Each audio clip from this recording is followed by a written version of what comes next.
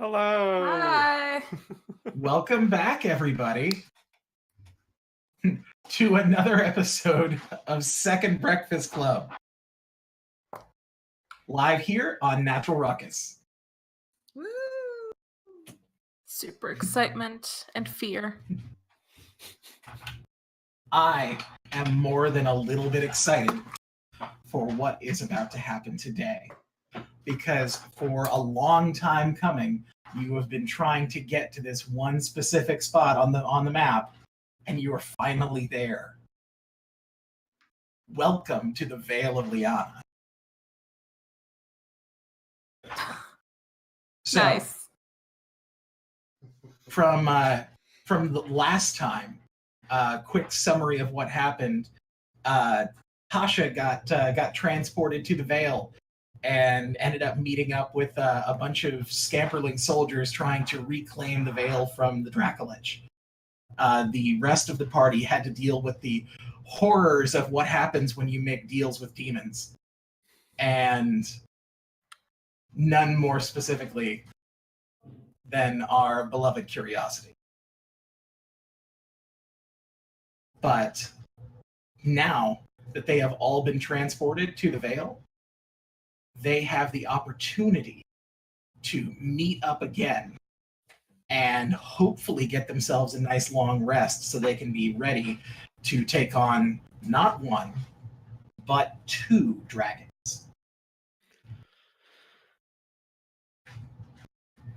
Everybody ready? Oh, I was born ready. Born ready. Let's do a count now. So who's at full hit points? Jess Bernard? Maybe Jess me? Bernard. Ish. I don't know. Ish. It's Almost. been too long. Let me see. Yep, full hit points. Fantastic. I probably So, stepped you know- on a Lego. Right. And who is near death? What a curious question. Fantastic. Is it a curious question? I thought that it was very informative. It helps me figure out who to target.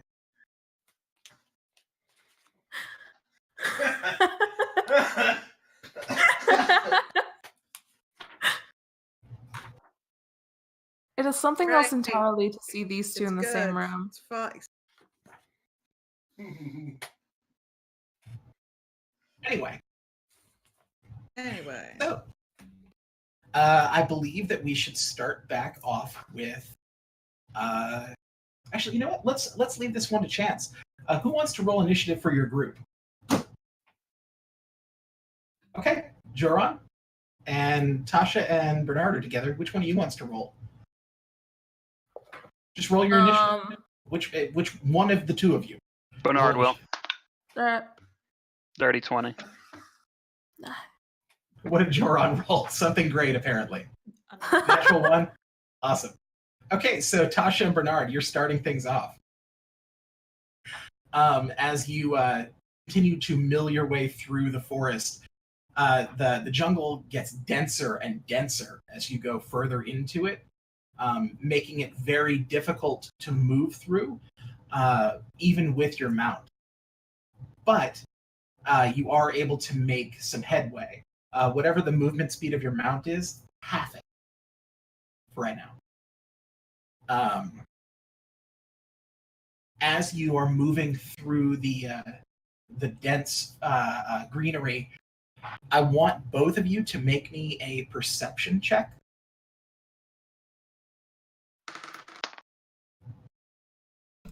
From who? 15. From me? 23. Tasha and Bernard. Okay. 23 from Bernard? Yep. Okay, and Tasha? 15. 15. Okay, both of you are able to detect the faintest sound of a drum beat. Bernard, you in particular are able to pick up something more sinister. The beat that they are giving off is not just a simple drum beat. but it is a war drum. You know this from your time on the islands.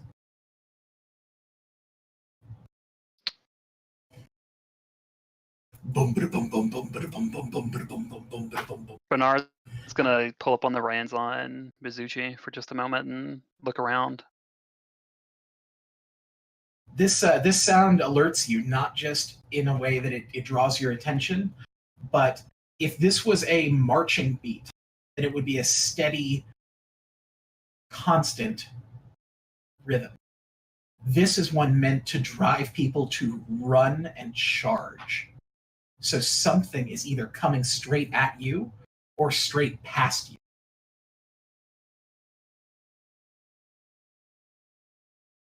Bernard will look over at Tasha.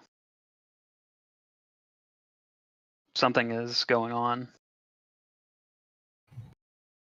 The beat of these drums is driving something to go crazy.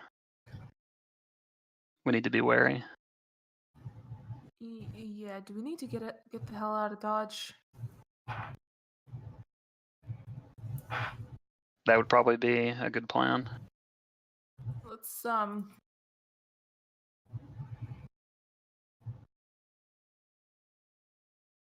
you're both going to try and make a run for it? probably like yeah. Actually, Mizuchi can climb because that's one of the skills that he was trained in. So I'm going to have him climb up the tallest tree that is around us to see if I can get some vantage on to see where these drums are coming from. Okay. How high up are you going to go? The tallest tree you can't see the top of, so it's at least 75, 80 feet. I mean, I'll probably have him climb all the way to the top. Okay. He has a climb speed of 30, so he can probably manage it pretty quick. Make me a perception check with advantage then.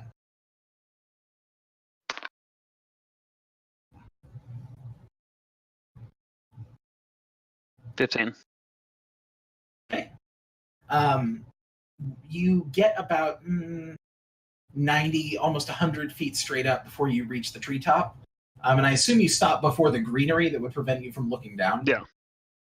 Definitely. So you get to the top of it, and looking down into the forest below, you can see Tasha on her mount,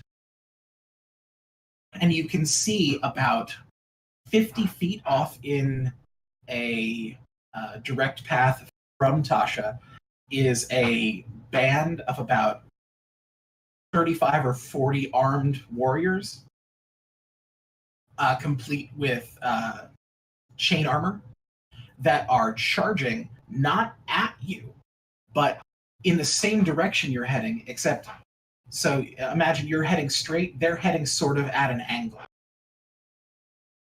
So but they're going the direction that we were going. Right, they're heading in the same direction you're going. In fact, if you had continued on at the same pace, you would have ended up running directly into them. I want you to now tell me, what is your passive perception?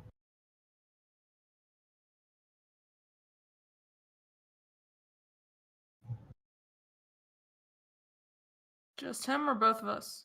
17. Just him, because he's all the way up there. 17. From up there, you also can detect movement in the brush about 150 feet directly ahead of you. You can't see what it is, but there's something. So this group of warriors is about to come down on top something. of something. Mm-hmm. I'm going to have Mizuchi climb back down the tree as fast as he can go. Okay. There's it should take probably about 25 seconds, a full move. As soon as he gets down on the ground, he's gonna look back over at Tasha and point in that direction. There is a large group of warriors that are about to attack something about 150 feet that direction. I couldn't see what it was they are about to come down on, but Is there anything special that direction? not that I know of. So over to Joran and Curiosity and Carrick. So you have begun moving steadily into the greenery of the jungle. Mhm. I would like each of you to make a perception check for me.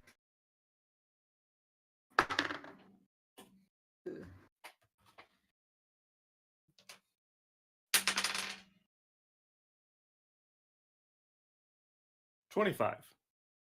5. You're muted, Tom. Okay. 23. 23. 31. There we go. Awesome. You all did quite well. We'll put it like this. So Curiosity is the one that detects it first, but all of you are able to pick up the sound of drum beats.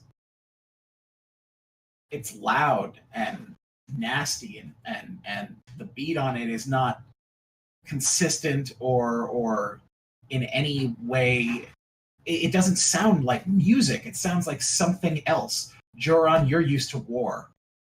You know what that sound is. Something's coming. And something's coming fast. What's fast? Do I have a minute? You do not have a minute. Okay. Boom. Like an actual minute? No, you don't have 60 seconds. Well, You have closer to like 45 seconds. Take out your arms. There's a war party coming.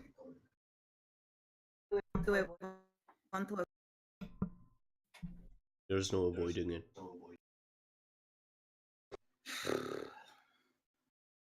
Okay. Um, I'm gonna hide. Curie, what is your passive perception?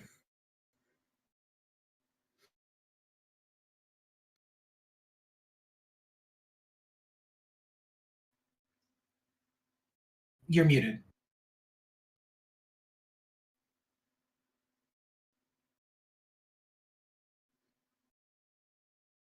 Okay. Yeah, I'm having some severe audio issues. So, but yes, Oh. my passive is 24. 24. Okay. You would know that there actually is a great chance that you could hide if you made a successful stealth check, because there's a lot of stuff around you that you could try and duck behind, underneath, or around.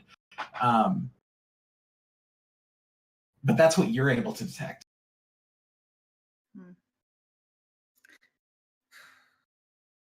So Joran has called everybody to be ready for battle. What is everybody doing? You have essentially like 2 turns, 2 rounds of combat before anything shows up. all right. I will use the Staff of the Magi to conjure an Earth Elemental. Okay. And I'm going to get on my broom and just fly up. Zoom, zoom. Okay. Awesome. I will pull out satisfaction. I am going to hide about 25 feet up behind a tree. Okay. Okay. So you're going to climb up the tree and hide up there?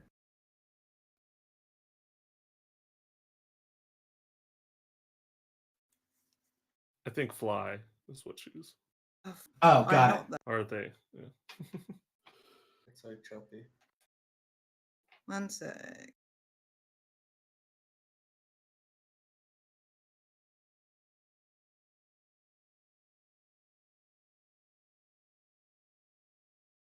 Okay, I think I'm back. Okay. Sorry about that. No, it's okay. It's a different setup. What did I miss? What did I miss? Right, yeah, I'm flying up and hiding. Gotcha. I'm gonna roll Okay. a stealth check. Yeah, stealth would be appropriate at this point. Should I roll one as well since I'm also flying up? Only if you're attempting to hide by flying up. Yeah, I would see no reason to just be the easy target, so Gotcha. Okay. I'll hide. Okay. 28 is a very successful stealth check. I dig it. 15. 15. All right. And Joran, are you just going to sort of plant your feet and ready yourself for whatever comes through? I'm going to walk forward and just bang my shield a lot Okay. and try to look menacing. Within about 8 seconds of when you had heard the clamoring through the woods, you see the front of this sort of a mechanism. Imagine a large, like a snow shovel, almost like more like the front of a steam engine, push through the greenery with this ironclad front on it, and the drum beats are coming from behind this thing as it is barreling towards you. It's about 30 feet tall by 20 feet wide. Mike, have I got time to cast a spell? I would say yes.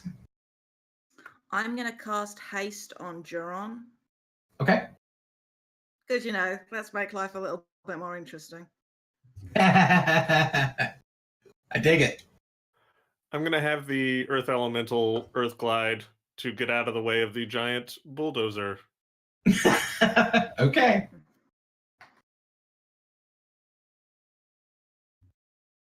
All right. Now cut back over to Tasha and Bernard. So are you now making your way to this thing? To this sound? Bernard is, yes. Then if he is, then yeah, I'll join, but like kind of off to the side a little bit, so we don't get caught in the same place.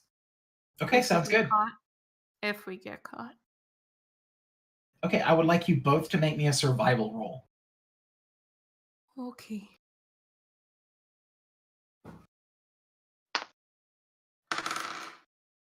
No. Nat 20. Wow. So 27 total. Just a Awesome. 12. Okay.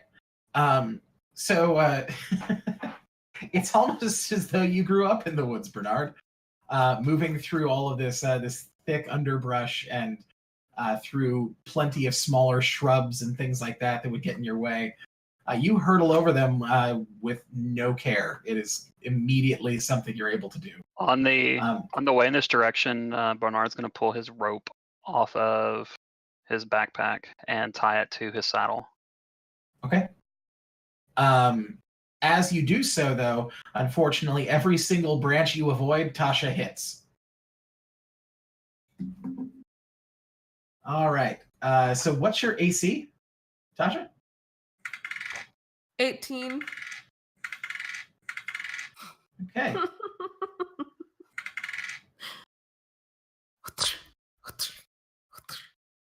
That's what's happening right now. Bernard's just so small, he goes like right underneath the branches. Mm-hmm. So Tasha, you take 15 points of bludgeoning damage as you are whacked in the head by every single branch that Bernard slides right underneath. Oh, no way all of them got 18 and above. That's my luck. So here's the thing. The AC was for whether or not they got to roll full damage. Because by rolling that low of a survival check, you were gonna walk into them. Yeah. It's just it was 1d8 for each branch, and because you were 18, the closest they got was a 14, so I gave you half damage on everything. So I rolled a d4 for all of them. Not exactly orthodox, but it works. It may not be great, but at least we showed up. So, and as the last one bashes you in the face, leaving you with a mouth full of chrysanthemums, you break through the clearing, and you can now see the side of this thing.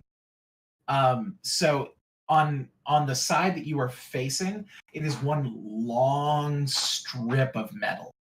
It is probably about 15 feet high from the ground up, and you can see about a 1 foot gap at the very bottom where you can see boots marching along within it.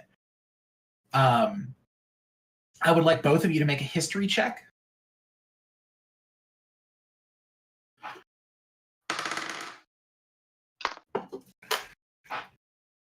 $25.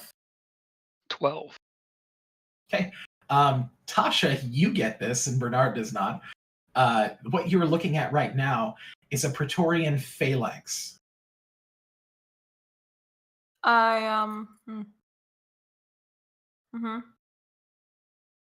Things like this are instruments of war that are used to bash through castle walls and repel arrows.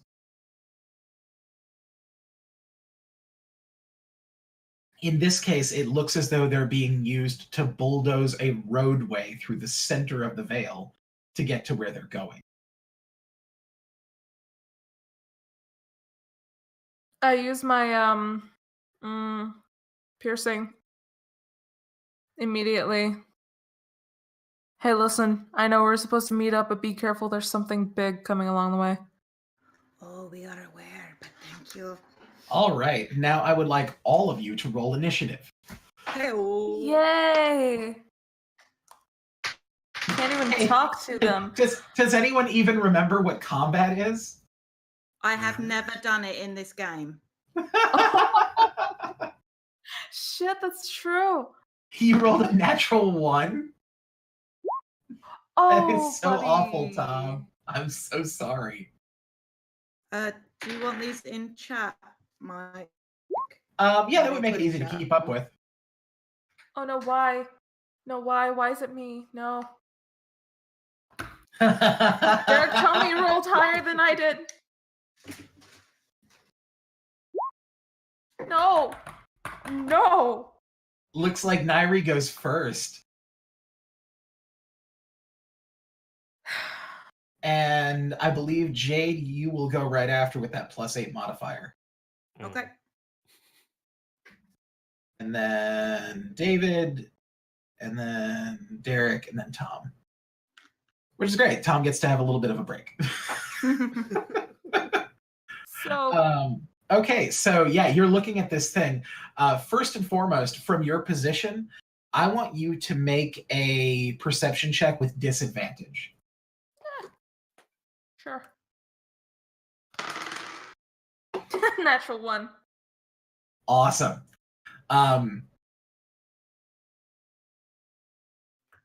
Yeah, okay, so while I normally like to make that even worse for you, I'm actually just not going to give you any information. That's just as good. So I don't see all So the you see this spike traps.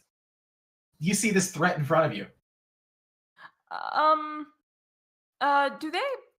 Do I, by the information I have, would I know, like, if they're hostile generally? Or if they're just trying to get somewhere, or what they are, who they are? Well, if these are actual Praetorian soldiers, they wouldn't necessarily be considered hostile except towards whoever their quarry was. So whoever they're at war with. However, while they're in a phalanx like this, the soldiers that are inside really normally can't see. There's somebody that is in charge of guiding them. So if you approach them from the side, the soldiers within likely wouldn't even know you were there. Okay.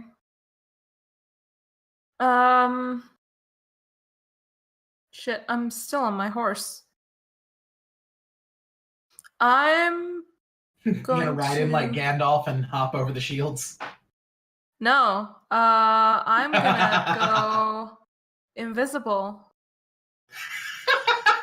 Okay. while riding my horse. Okay. And I'm going to try and ride up close. How high is the shield exactly? Like, where's It goes the about 15 feet. 15 feet? I don't know how if riding horses can jump that high. Riding I don't horses think. can jump up to a quarter of their movement speed, 25 feet Uh, then, for my amount. as long as they make a successful athletics check. Yikers. Okay. First of all, So- do I see anyone at the top? If you ride along the side of it, I'll let you make another perception check with disadvantage. Yeah, sure, why not? Better. 16. Okay. So 16 from your position now, this close to the shield wall, you can plainly see emblazoned on the sides of the shields, though it has been warped and wasted by all of the constant rain and things like that in the Vale, is a painted symbol that you have seen once before. It is a golden scarab beetle. Totally not for me, but I'm asking for a friend. Could you remind me again what that was? That is the symbol for the Thieves Guild of Amelar. Essentially, the Thieves Guild for the Western Continent. I've already used my action, so I can't do shit. Hold on, there's more. That's just what you've gotten so far. From your position, you can see not over it, because you're not quite tall enough to see over the shield wall, but you can see between the plates in some places as they move, that there are probably in the number of about 15 to 20 armed, heavily armored soldiers within.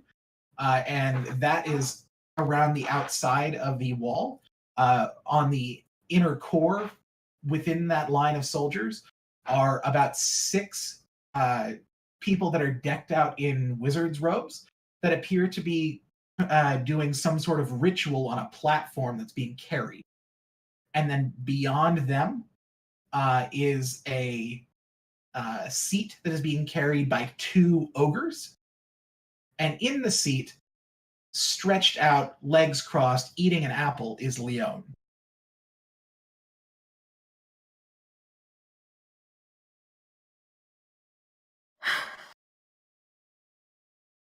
So now what's Tasha going to do? Now, God, see, it says you can cast invisibility. Invisibility is an action, correct? It is. Shit.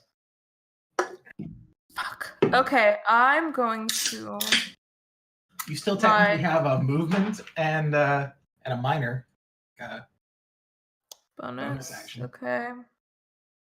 Yeah, you know what? Bonus action.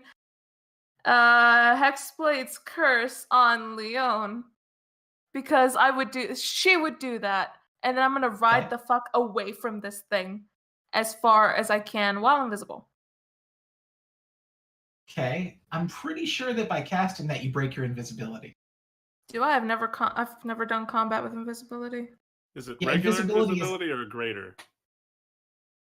Oh, spell ends for a target that can attack. Okay, never mind. I don't do that. I just ride the fuck away. Okay. Okay. Okay, sorry. I haven't used it with combat before. My bad. No, it's fine. That's why I wanted to clarify for you. I wasn't just going to hit you with the pan. Thank you. Okay, so yeah, you encounter all of that, and then you just ride away.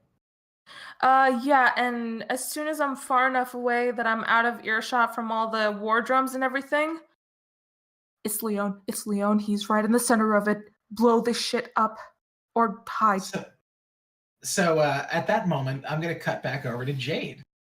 So what's Curiosity going to do? This new information coming in. Okay. Try not to panic, first of all. Valid. Have we got visual yet? Our group. You can't panic. I'm wearing sunglasses. Oh, okay, sure. Yeah, that definitely fills me with ease. What visual am I getting? You see the front of this thing, which is this massive armored iron like plate with the nose like beak of a bird on the front of it, just plowing through all of the greenery. Okay. With my elevated position, because obviously I'm that 30 feet up, do I have any kind of, what can I take in of this? You can see several of the soldiers. You can't see as far back as Leon because he's still underneath some of the greenery that blocks the path. Okay. You can just see the first wizard out of that group of wizards in the center of the thing. Okay. Do I have eyes on Carrick right now? Yeah, he's up, but okay. I will use message to message Carrick and say, I have eyes on a wizard. I do not know how many other casters they might have, but if this is a war party, be prepared. And that's my action. I'm already kind of hidden. I'm gonna just hang fire. So try and keep an eye. Basically, I just want to be on full alert, watching. Are you going to hold your action then? No, using message was my action. Oh, okay. Unfortunately. Okay. So. Alrighty. Then Carrick. All right. So what do I see? Also in the air, is it? Do I just seeing the same? You would see the same thing that Curie sees, because, like I said, the greenery is blocking about half of what is inside the siege engine. All right. Can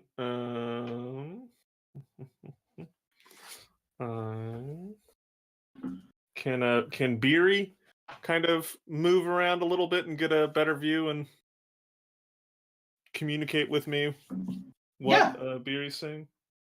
Yeah, I mean, there's a chance that they could see Beery, but that's true.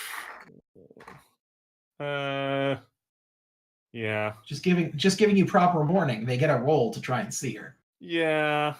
Just how much? So yeah, it's pretty clear. Yeah, if she could see better, they could see them. So never mind. It's not a normal familiar. Beery can for real die. So yeah, so I can just see this one wizard. Don't need none of that. Yeah. I'm just gonna hold my action. Okay, cool. See what we got. All right, what are you gonna hold it to? Because you have to choose a thing that activates your action. Yeah. Well, I thought you could hold for a specific thing, but then can't you just interrupt what it was? I thought that's what the PHP said on it. So the way it works is that you sort of select a thing that would trigger your action, and if that thing doesn't happen, then you can take your action at the end of combat, like at the end of the round. Gotcha. So yeah, fighting starts. Okay, so if the fighting breaks out, then it triggers your action. Mm-hmm. Cool. All right. Then after him, Bernard. So when we hit the clearing, Bernard's going to jump off of Mizuchi and throw his shield under him and grab the end of the rope. All right. Make me an athletics check. 29. Awesome. Are you doing what I think you're doing? Yeah, I'm shield surfing. Awesome. Okay, so there's now a 3-foot-tall badger shield surfing off the back of a dragon. Or a guard drake. And I'm going towards the apparatus, the marching machine. You said there's a hole in the side of it? So what it is that there is a gap in between the actual ground surface and the bottoms of the shield. and that's about a foot tall. And then above the shields, there is no covering on most of it. Closer to the front of it, that massive sort of like beak-like, cone-like iron front sort of creates a bit of a top for the first couple of lines that are moving that forward. That's fine. I'm gonna have Mizuchi pull me towards the like foot hole in the side of it. Okay. And I'm gonna pull out my immovable rod as we're going that direction. Okay. Whenever I'm close that I feel like I can scoot across the ground that direction, I'm going to let go of the rope and aim myself towards the hole so I can shove the immovable rod in there and click it on. Okay. I think that so what you're doing is sort of like a compound action, because you're trying to go in, and at the same time you're also trying to activate your rod. So what I think we would need to do is that this turn you need to make a roll to be able to determine when your timing is to get in, and then on the next round you'd be able to actually do it. I think That that's works the for best me. way to balance that. So what do you want as a check on that? Let's call that. We'll call that investigation, because you're really trying to observe what's going on. Oh, thank God I rolled high. That is a 18. Awesome. Okay, so so you're now trailing along beside them, and you're watching their foot patterns to get a good grasp of when to move. Joran, this thing is barreling at you. What are you gonna do, buddy? Is it my turn? You're banging your shield. It is your turn. Okay. I'm going to click my boots of my winged boots, Okay. which now with haste I have 80 feet of movement.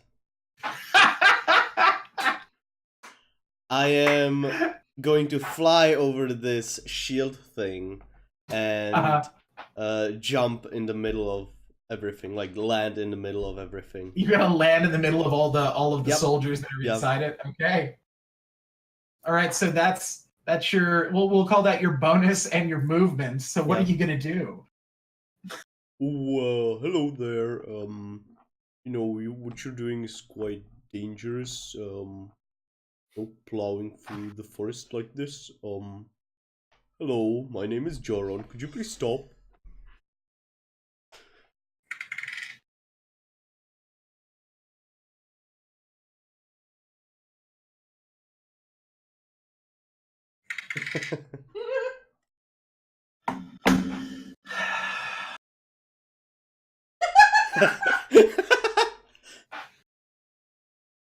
They stop. Please tell me they fucking stop. So here's what happens. Okay. So first things first. When you touch down and you begin to address them, the ones that are actually carrying the walls and carrying the front of this thing are paying no attention to you. They are far too distracted by the job they're doing. However, the soldiers that are sort of in the middle of the formation immediately notice you and try to attack you. Hold on a minute. They rolled a nat 1. Cool. They rolled a natural 1. Cool. So their attacks miss. All of their consecutive attacks miss you. I'm rolling them as a hive, as a group. So their attack misses you.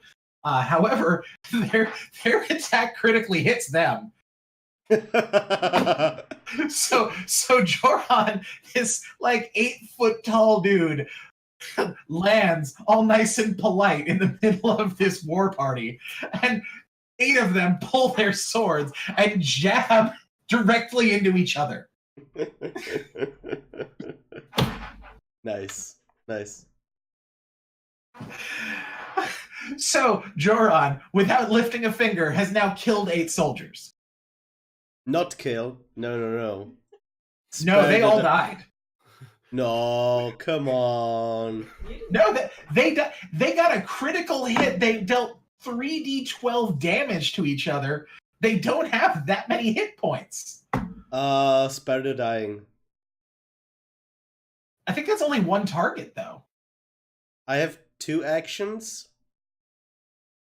Oh fuck, I cannot do 2 spells. I'm going to save one of them. Wait. Yeah, I'm going to save one of them. Okay. Please. So one of them is now stabilized and not dead. Oh, this is quite unfortunate. Could you please stop? The whole war band throughout this thing all begins to draw their weaponry. As the wizards that are performing this ritual all begin to slowly move back through the group, moving more of the soldiers forward. Do I see that it's Praetorians? The soldiers that are inside are not Praetorian. Oh. It's actually a mixture of Amilari, Undertow, Eldengard, and Coriolan soldiers. Yep. By the way... It's just they're using Praetorian equipment. Oh. By the way, Mike?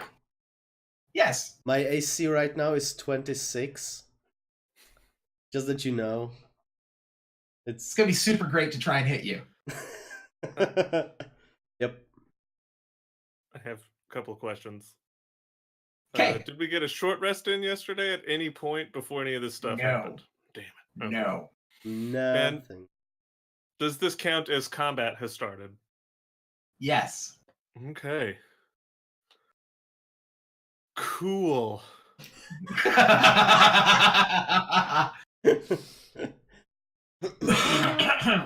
Yeah. I mean, Yeah. you had every opportunity to try and hide. Instead, Joran's like, I'm gonna fight him. Yep. Okay. No, I'm gonna politely ask to stop. Does it look like I can see what's going on? Does it look like You they're can going to see stop? Joran. Yeah. You can I see heard what he Joran. You said. saw both of you saw all 8 of these soldiers just stab each other as Joran landed. I heard what he said. And then promptly, immediately after, you can't hear him through the din of all the stuff that's going on. Okay. But you can see that after that happened, he sort of touched one of them and then looked up at the rest and said something, and then all of them drew their weapons and started moving at him. Cool. Yep. So, I think this would. I'm gonna try and. Yeah. I'm gonna try and do a slow burn on my spells. So I'm gonna pull one of my wands of magic missile. Okay. And do these soldiers all look about the same? Like, any of them looking particularly nasty? No, not any more than the other. They're all dressed very similarly. Okay. If you want to know nasty, you haven't met the nasty yet. Okay, cool. So yeah, I'll just pull one of the wands and use 6 charges to cast it at what is that? 7th level? Wand of magic missile. If I use 6 charges, so Okay. that is 94 plus 9. Okay. And I'll do 5d4 on one and 4 on another. Okay.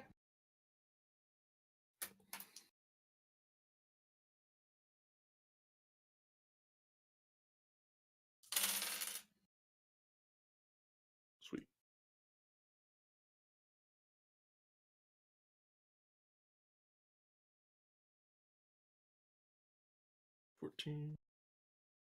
So 18 points of damage to one. Okay.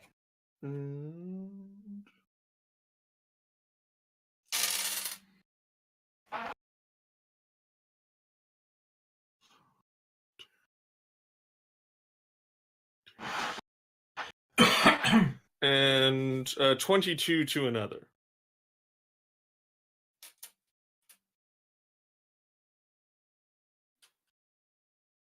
Okay.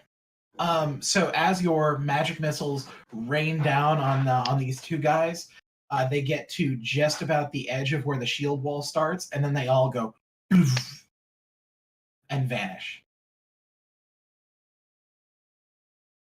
There's a semi-translucent sphere of energy that surrounds this group.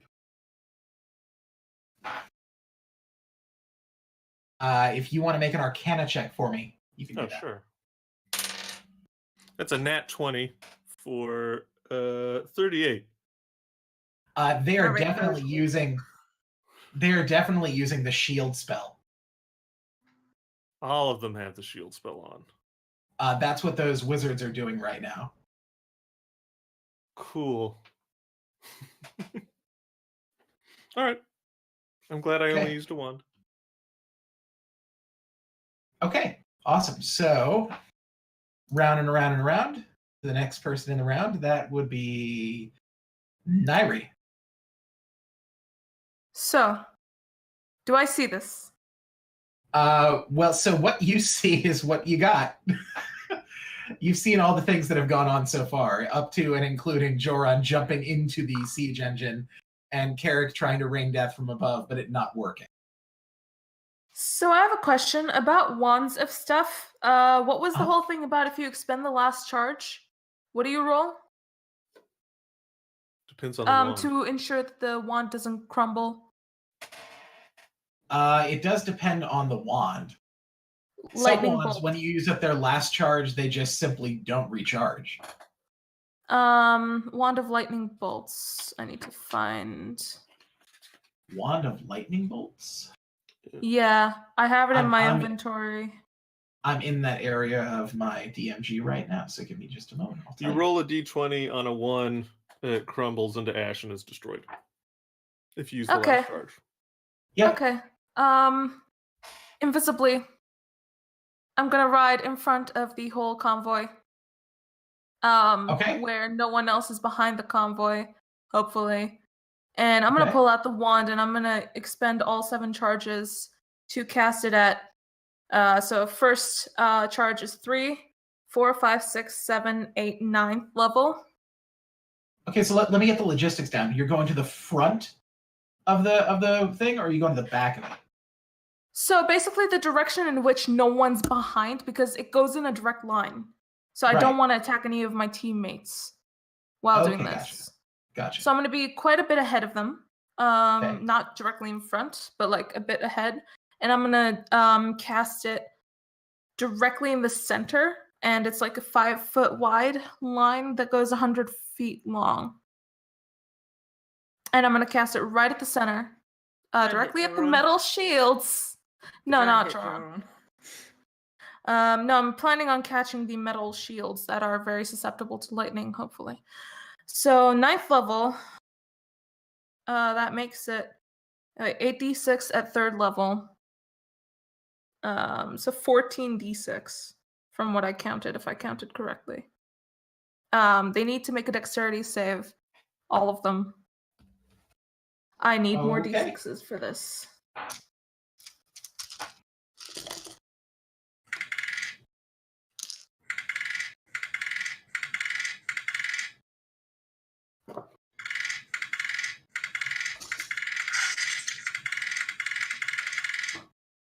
Cool, that works. All right, 2, 3, 4, 5, 6. No, yeah, 7. Yeah. All right, I'm gonna roll these twice. Did they succeed? The DC on the wand is 15, if I remember correctly. You're hitting 6 targets? I'm hitting Is that right? them all in a direct line, so Leon should technically be in it as well. Gotcha. Okay. Yeah, so like then- if this is the convoy, basically, if it's like the length of my face, it's supposed to go directly through the whole thing. Okay, cool. Yeah, so how long is your lightning bolt? Is that 100 60? feet. 100 feet? Awesome. Yeah, then you're able to blow it straight through the center line of this thing. Fantastic. Damage. Could be better. 1, 2, 3, 4, 5, 6. 12, 17. There we go. 27, 37, 47. On the second round, I rolled 2 5s, 2 6s, a 4, and 2 2s. So 47 points of lightning damage through the whole thing. If they saved, it's half. Okay.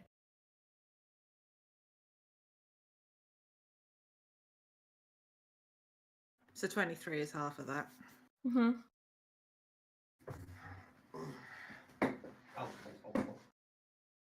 All right.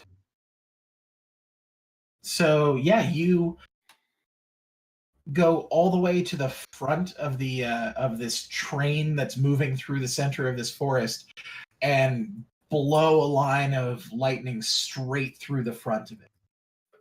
The entire front iron headpiece of this just arcs with lightning in every direction as you your invisibility just peels back around you, and the sort of the rush of energy that comes out of you blasts a hole about the size of a basketball through the center of this iron faceplate. And it goes boom, boom, boom, boom, boom, boom. Joran, I need you to make a dex save. Why Please enjoy him? that advantage I gave you. He's inside it. Oh. I thought he Buddy. was- Oh, okay. What'd you get?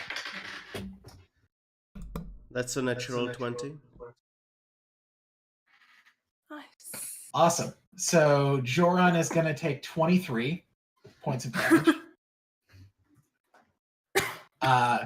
And it goes straight through the center of this thing. Joran, all around you, you can see that soldiers are literally just melting from the extreme heat of this lightning bolt as it's arcing around off of all the metal inside of this thing. It's like being inside of one of those globes that has all the electricity. And it cleans through the center of this, leaving only the mages, the 2 ogres, and Leon unscathed. The number of soldiers that are inside of this thing was close to between 60 and 70 total. It has now been reduced to 9. Yes. I would like to also use a cursed specter to raise one of the dead people as my own little bitch. Okay, well, from your point of view, you can't see any of the dead people yet. Okay. But it says you can curse the soul of the person you slay, but do I not feel that I've killed anyone? It's sort of a line of sight thing. You have to be able to see your target. That's all it is. So once now that this thing is halted, this thing is going to likely they're going to end up having to bust out of this because they don't have soldiers to move this siege engine in. So it's just a matter of probably the next round you'll have the opportunity to do that. But I'm not sure if that works because this is sort of like a when it happens kind of deal. So I'm not going to be able to do it until Is it as a reaction? It just says when a humanoid dies. Well, I guess it's a reaction. It's not. It's just a class ability you have. When you kill someone once per long rest, you can do this. Let me take a look. Where's that at? I think it's in the Page 56 of Xanathar's guide. Yeah. Page 50 what? 56. 56. 56. Page 56. Your curse? A cursed specter. When you slay a humanoid, you can cause its spirit to rise from its corpse as a specter. The statistics of which, blah, blah, blah. It just says when I slay a humanoid. No, I'll let that work. I'll let that work. It's gonna be something you can't even see it as it's happening. Okay. But from within this place, that electricity that arcs through, Joran, you see that beside you, one of the soldiers that was holding up one of the shield wall pieces sort of twists and cracks its bones back into place, popping itself up, and its specter leaves its broken body and stands there.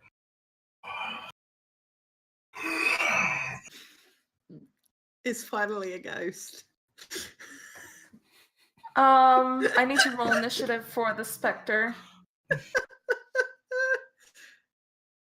Jesus. So Joran and a ghost are trapped inside of a disabled war machine. I rolled a dirty 20 for the specter's initiative. Sweet. So it's super fast too. This is great.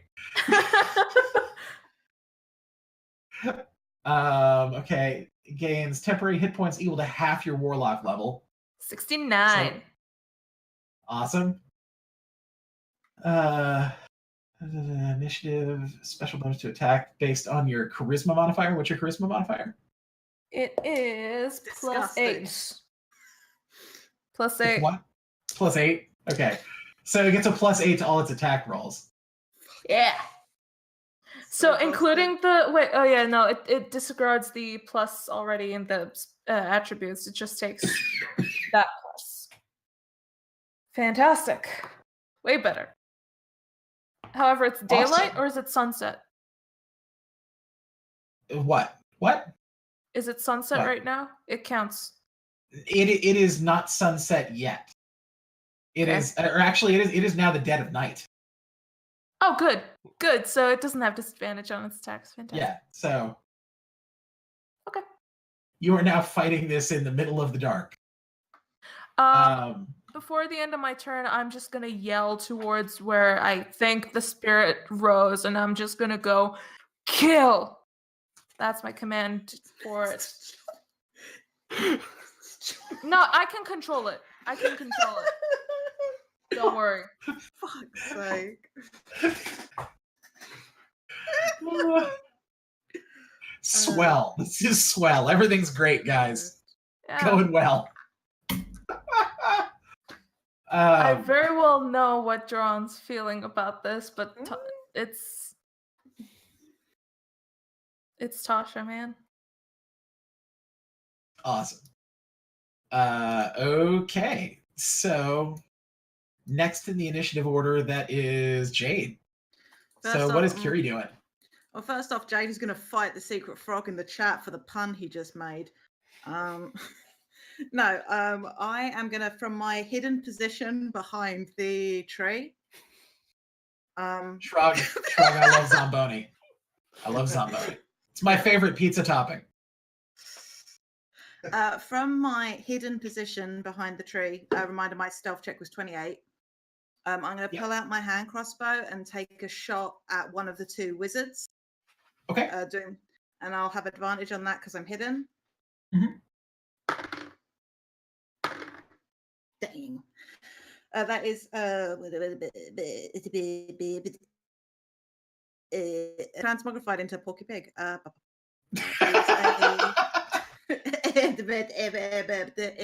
a 26 to hit. When you polymorph someone into a pig, it's called a porkamorph. Oh, that's a 26. 26 to hit. That'll hit. And because I was hidden, I get sneak attack damage. Okay. My first time rolling sneak attack damage with this character. We played a rogue for 16 sessions.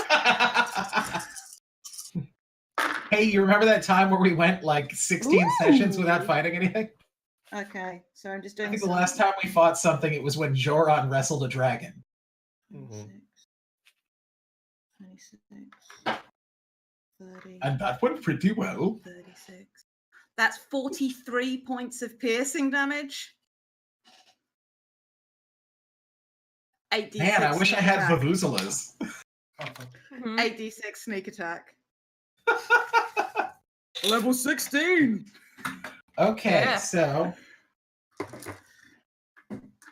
let me make a roll here and see what happens, because this could be bad. Nairi has a question once you're done rolling, Mike. Yeah. Just one sec. Okay. Okay, so your crossbow bolt Mhm. whizzes through the air out of your total and complete hidden vantage point and jabs through the back of the cloak of this wizard straight through their throat. Mhm. They make their concentration check to maintain the spell, Power But to now them, that- quite frankly. but now I know it's absolutely impossible. But unfortunately, now that they can no longer supply the verbal components to the spell, this red energy surges out of their entire like torso, blasts out into a funnel above them, and then comes back down and rips them literally in half like a banana. Just peels them. Did I do that? The other wizards look shaken and now also must make concentration checks. That's 1, 2, 3, 4. 4 of the 6 make their concentration checks. That means that the other 2 also die in the same manner. So this is an active spell they're casting? Yes, Are they within 60 feet of me? they're not. Okay. Yes, Nairi. So question. The specter being in initiative, does it go in this round? It'll go in this round, yes. It should technically have been before curiosity then. But can it go after? Yeah, no, you're right. You're right. I should have gone to the Spectre first. I'll But use yes, my bonus. let's let Curie finish. Go ahead. Yeah. I will. I'll just use my bonus action to hide again. Okay, do it. 16 plus 8, 32. Awesome. Yeah, no, you were never there. You were never there. You just somehow killed 3 people. Totally weren't there at all. All right, fantastic. So Nairi, go ahead and tell me what that specter's doing. What Got does the that- it's got specter the- see?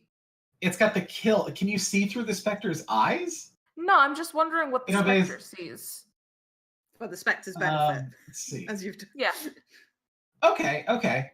So for the specter's benefit, I think the specter's got enough benefits, right? hmm Oh yeah, specters are insane. All those immunities are just. So the specter can now see these bursts of energy as these mages are popping like pimples down the center of this thing. Past the mages are 2 very large, very broad-shouldered, toothy-grinned ogres that are in the process of putting down the harness that was holding Leon up, and are drawing their own weapons. Okay. The closest mage to you is about 60 feet. The closest ogre to you is about 80 feet. They're that far away? Yeah, this thing is long. Oh. The entire siege engine is 100 feet long. That's why your bolt hit the entire thing. Gotcha. There's no one closer than 60 feet away from me? There is not, except From for the Joran. specter? Damn. Except for Joran.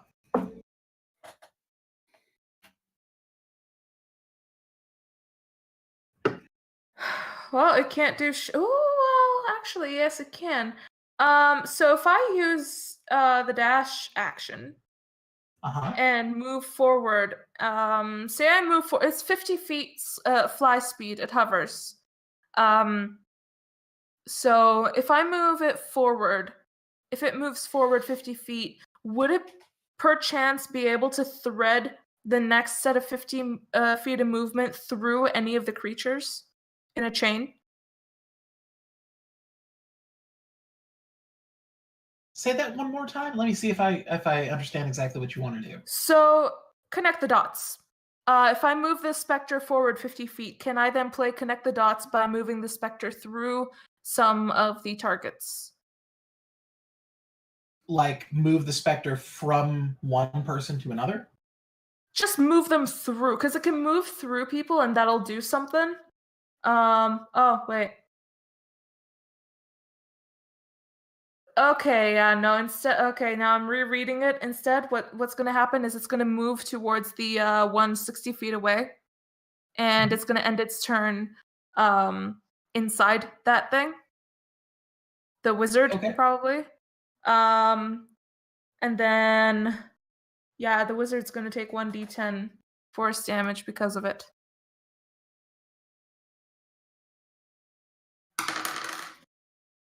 $10. All right.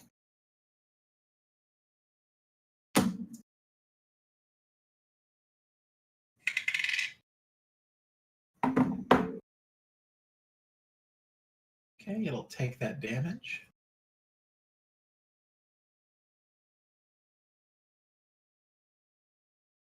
All right. Next in initiative would be Garrick. Okay. So I would like to move kind of, still flying, where I'm 60 feet away from a few of the wizards, and I'd like to also be, or at least within 60 feet of a few of the wizards and the ogres. How much movement do I need? That'd be probably about 50 feet. Okay, I can do that on the broom. Okay.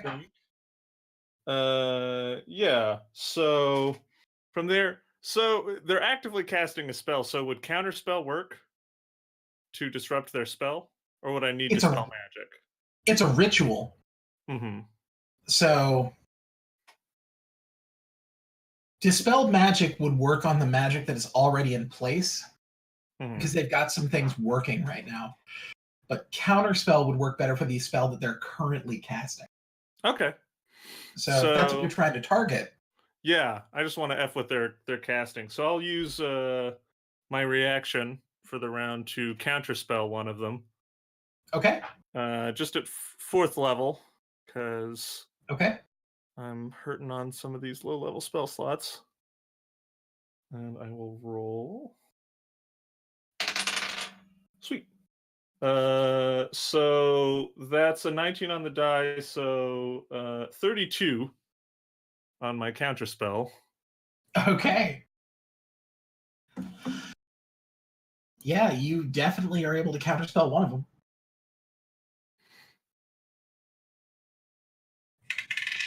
Ooh, and he totally fails his concentration.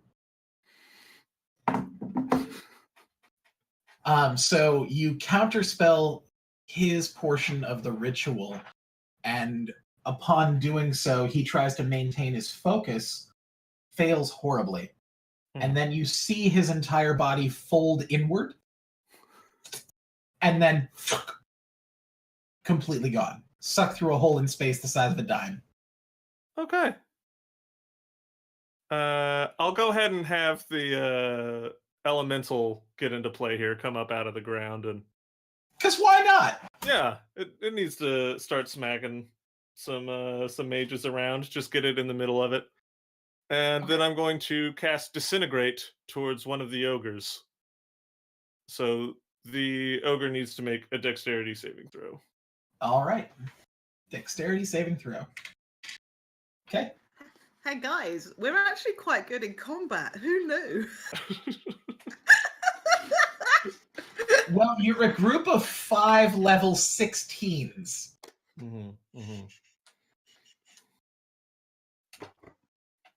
Everybody's been skirting around combat this whole time. Like, maybe we should wait to take on the Dracolich. And I'm like, you guys are really powerful.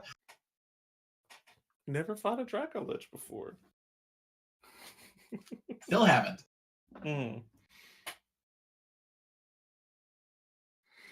So how's that ogre's deck save? That ogre made a 22.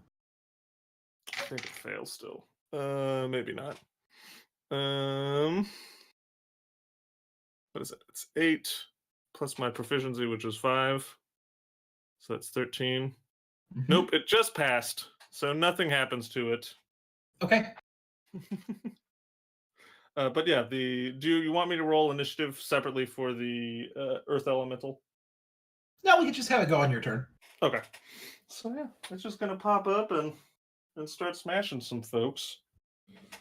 So is it going to go? Are you going to have it pop up and attack the ogres? Or are you going to have it pop up and attack the mages? I'm going for the mages. I want to disrupt whatever they're doing. Right. Okay. So what does it get? 2 slam. Sounds like a wizard thing to do. Attack the other wizards. Okay, one's definitely a miss. Okay. The other's a 22 to hit. 22 is a hit. Okay. All right, not bad. 17 points of bludgeoning damage. Okay. And that's its turn. Okay. Somehow maintains that concentration, just barely. Mm-hmm. All right. Is that your turn? Yeah. I only have a bonus action left, and I don't really do a lot of bonus action things. So, All right. Bernard. All right, so the tank has been stopped. Uh-huh. So I don't need to worry about that anymore. Nope. Um, Tasha saw to that with a 100-foot-long lightning bolt. That clutch lightning bolt. Can I use the immovable rod to alter my the direction that I'm going to head towards the enemies now, like the ogres? Yeah, absolutely you can. In fact, you don't even have to engage the immovable rod's ability to do that.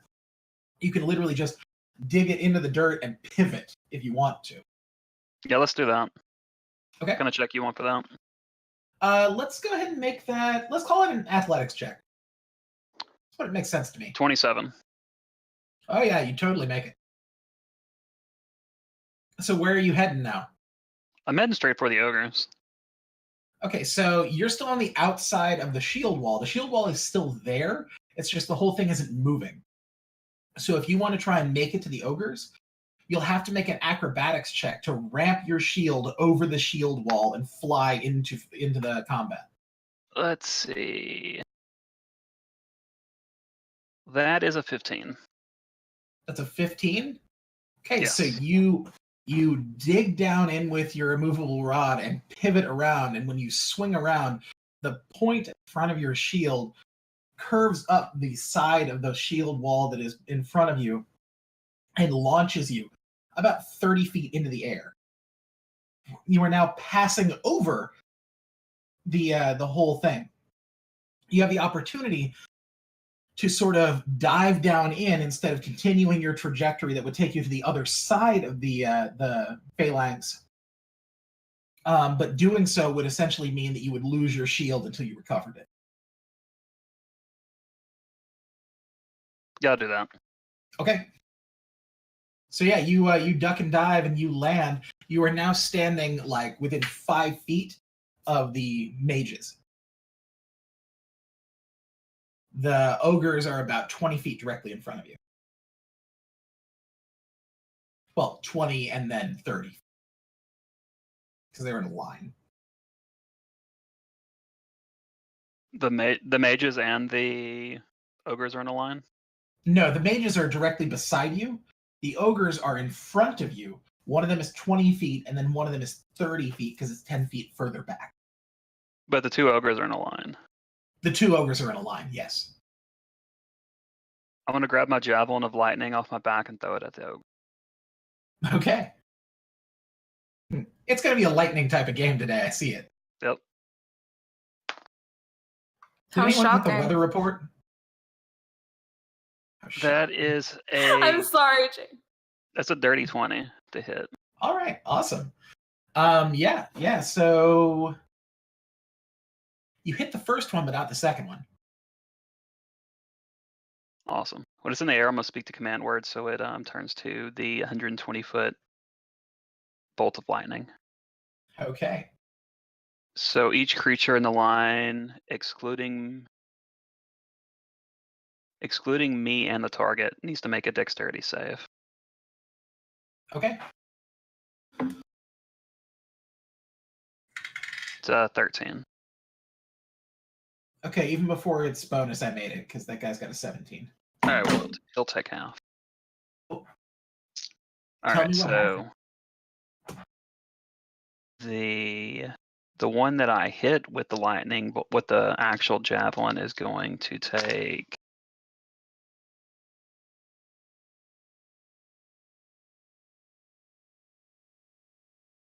14 points of piercing, and holy crap, 23 points of lightning damage.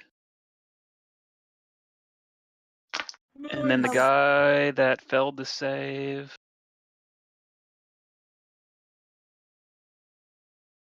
takes half of 18, so 9.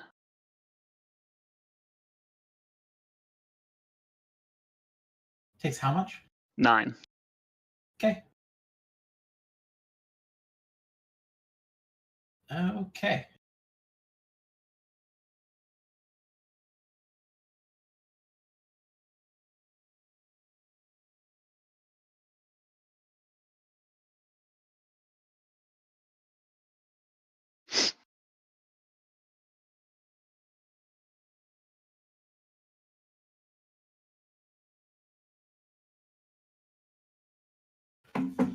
Okay. Awesome. So yeah, he looks hurt, but not desperately so. Okay, and that's Bernard's turn. So that makes it the ogre's turn. Because it got higher than a 1. All right.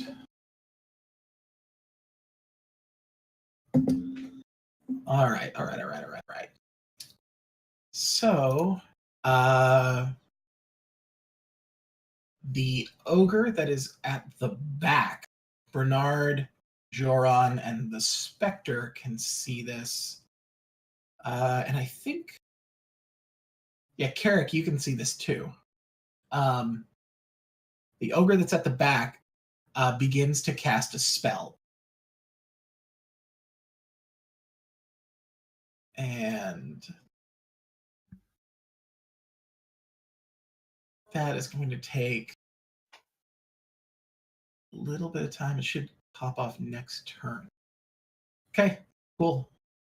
So yeah, it begins to cast a spell as all of the foliage on both sides of you, on the ground below you, and about 60 feet in every direction, instantly just dies.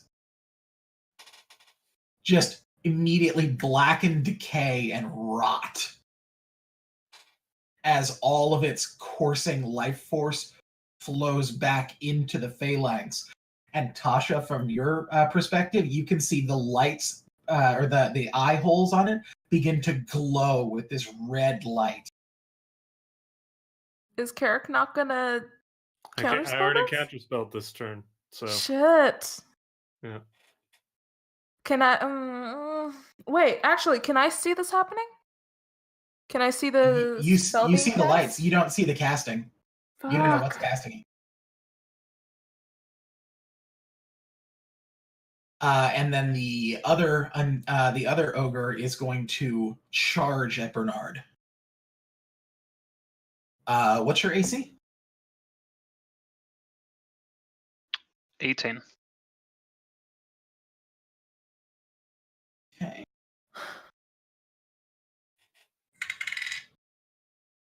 Okay, that's a nat 20.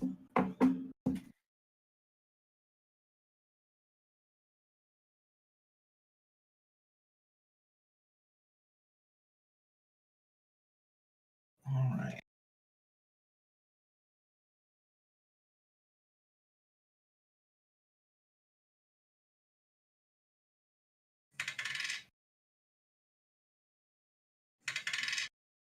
All right, so the ogre, the one in front that you would hit, rushes at you and hits you with this large blade that has been carved out of the bone in its arm and plows you into the dirt, dealing 56 points of bludgeoning damage. Ouch.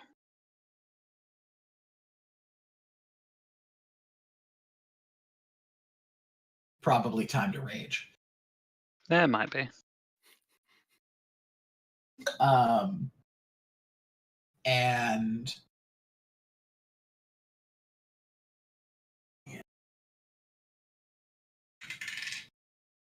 okay. Carrick, I want you to make a perception check with disadvantage. Disadvantage. You are the only person that should be able to see this from your perspective. Oh, that's still pretty good. 23. Oh, great.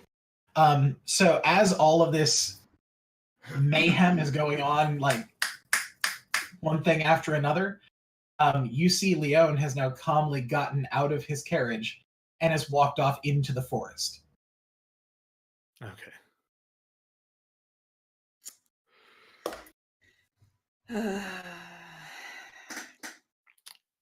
Yeah, I guess I'll say, yeah. Just big guy's going into the forest there, guys. Out of curiosity, because no one else can hear him. I know Tasha's up the front now, so she probably does too. All right. So then it's Tom's turn. So what's Joran going to do? Weep. You have 2 mages left alive, 2 ogres. One of them is decimating your little furry friend. Yeah, and 4 murderers at my back. Let's be more clear.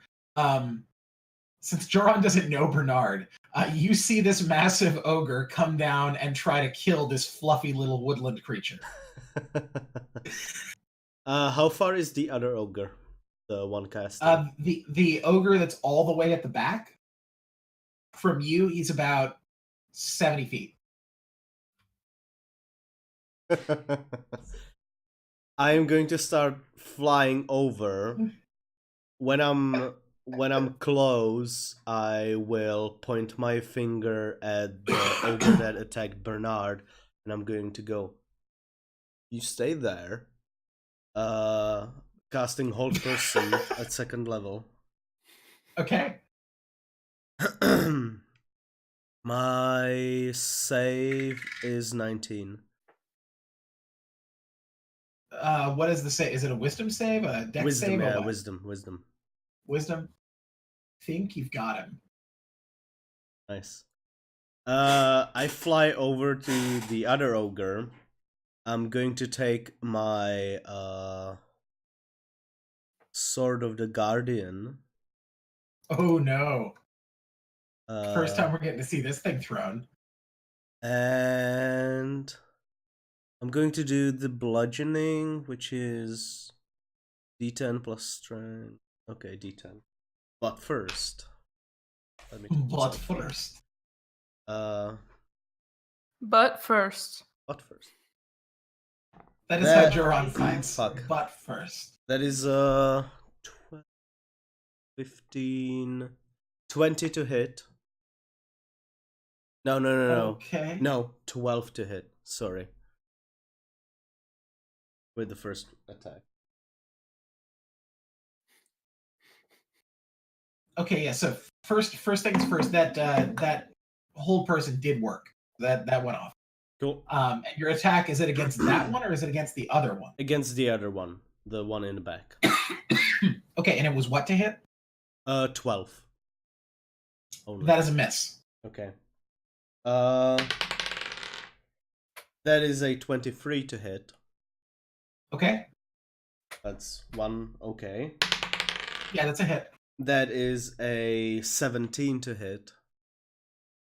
Okay, that is a miss. I know. I'm going to take action surge. Okay. And do I get, if I'm hasted, do I get, I just get one? Because it says Yeah, you get just get one one. action. Okay. So Yeah, 3 more unfortunately, attacks. haste doesn't affect action surge.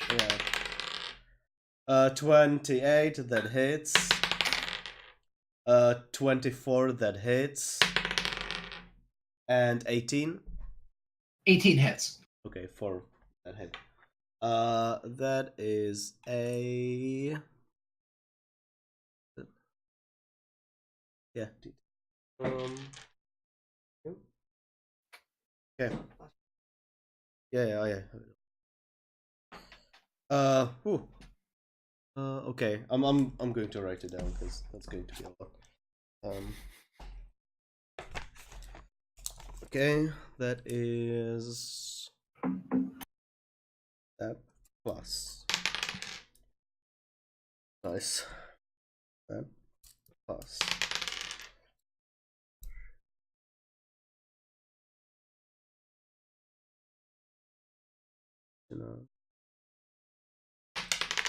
Check. And 12. That is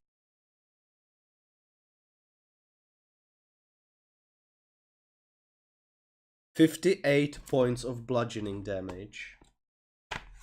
Ooh, that's super good. All right. Non-lethal. Non-lethal though. All right.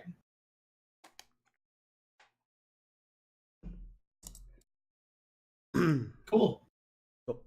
And that's my turn. Okay.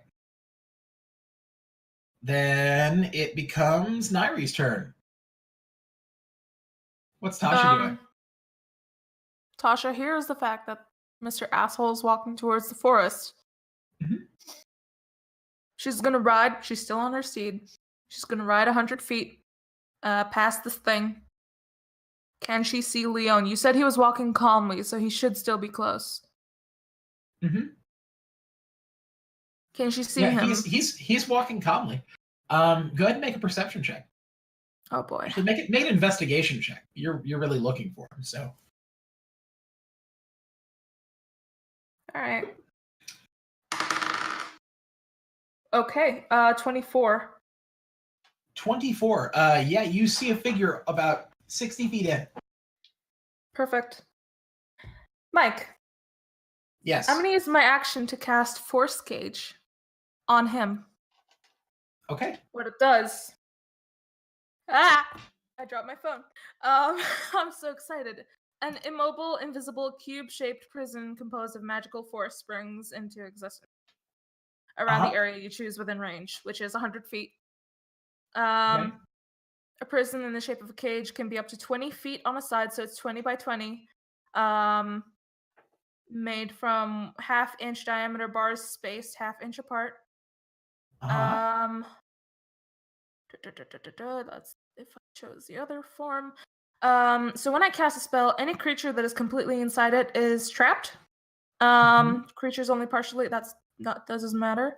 A creature inside the cage can't leave it by non-magical means. If the creature tries to use teleportation or interplanar travel to leave, it must first make a charisma saving throw. On a success, the creature can use that magic to exit the cage. On a failure, the creature can't exit the cage and wastes the usage of the spell or effect. The cage also extends into the ethereal plane, blocking ethereal travel. This spell can't be dispelled by dispel magic. Okay. All right. So that's my action. All right. At where I am, is there any other creature within range of me? Because I moved 100 feet, so I should be at the end of the convoy. You can see the furthest back ogre, Okay. the one that Joran is currently engaged with. Bonus action Hexblade's Curse on that. Okay. Can I just say something really obscene about Hexblade's Curse? If I'm to attack... I don't think anyone here has ever heard anything obscene. Do you think this is the time to do it? Yes. If I were to attack with my weapon on someone with Hexblade's Curse on it, I'd have a plus 21 to the attack. Which is fantastic. But yeah, that's my bonus, that's my movement, that's my action, Mike. Okay. Thank Cool. you. You're muted, Jade. Sorry, what? You were muted if you were talking to... No, I was talking to Tom. Gotcha. How fun is that? Being in a center room. Forget about it. Anyway, so next in line in the initiative is Curie. Spectre first. Mr. Spectre? Oh, that's right. The Spectre gets to go first. So the Spectre is now standing beside 2 mages. Fantastic. Anybody within 50? Anyone else within 50 feet? One of the 2 ogres and Bernard. Whichever of the mages looks worse for where it's going to make an attack. Okay. That's a 17 to hit. Okay, 17 will hit. Fantastic. It needs to make a Constitution saving throw. Okay. Spectres are awesome.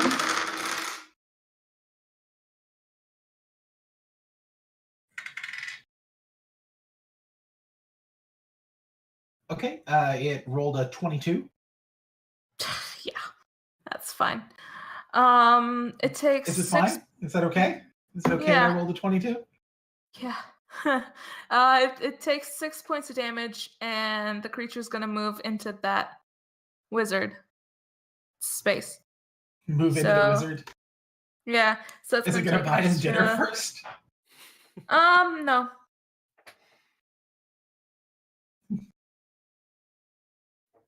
Hashtag me too. All right. So, wording. The Spectre can move through other creatures and objects as if they were difficult to terrain. It takes 1d10 force damage if it ends its turn inside an object. Uh-huh. Does it also count if it ends its turn inside a creature? Because it only says object, but it should be both, right? I think it's something solid. Right? Yeah, it has to be like a physical thing, like a wall or a chest or a bed or a door. Mm-hmm. Okay. Because if it was a creature, it would say creature. It says object. Okay. Yeah, I'm gonna keep it in between both. I'm not gonna move it into the thing. I'm gonna keep it in between both so that I can if anyone decides to move away. So wait, so you're gonna move it in between both of the mages? Yes. Okay. That if they're standing like right next to each other. They are. They're on a platform that is imagine almost like a flying carpet, except it's a solid like I hesitate to say wood, but to give you an idea of how rigid it is.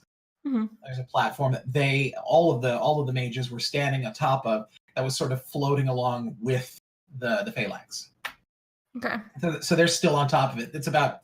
It's raised up by about 2 feet off the ground. Okay. Not an amazing amount. Okay. So you move in there. Nairi, can you give me a high or a low? Low. Cool. Hmm.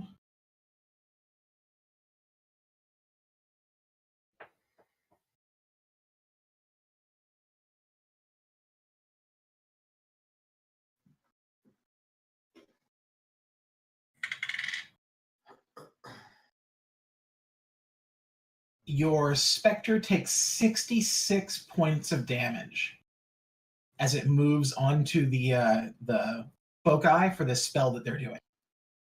66 necrotic damage. Oh, it's immune to necrotic. Excellent. Nice. Boom. It takes So yeah, nothing. it moves onto the center platform in between the two of them, and it is immediately struck with all sorts of magical energies that it just shrugs off. Yeah, it just sort of does like a ooh. Right. This is my kind of jazz. It sort of parts like smoke and then comes back together. Yeah, kind of like as it parts, like. Right. Yeah, So- like Robin Williams' genie, except an asshole. That's Tasha's kind of specter. Yep. Right. Okay, so from Tasha and the Spectre, we then move to Kiri. Okay, how far away is Bernard and the ogre he is fighting? From you, From me. about 70 feet. Well, shit. Okay. Man, it'd be too bad if you had wings or something. I do, but it doesn't increase my fly speed. My No, fly but you can speed is still my get foot speed. closer. Yeah, okay. I'll use my dash bonus action and my movement to Okay. get 60 feet. Okay. I was going to attack with my rapier, but I'll have to just stick with my hand crossbow. And Okay. I'm going to take a shot at the ogre in my That's pinning him to the ground. Yeah. Okay. It does Bernard count as grappled, or is he just like down at the moment? He does. He is considered grappled. So I wouldn't get sneak attack because just can you get sneak attack because he's still an ally because he's not fully incapacitated because he's I would say somebody else. yes. You can still get sneak attack. Okay. So It's okay. 26 to hit. awesome. Yeah. No, that's a hit. Ugh, not as good this time. Okay.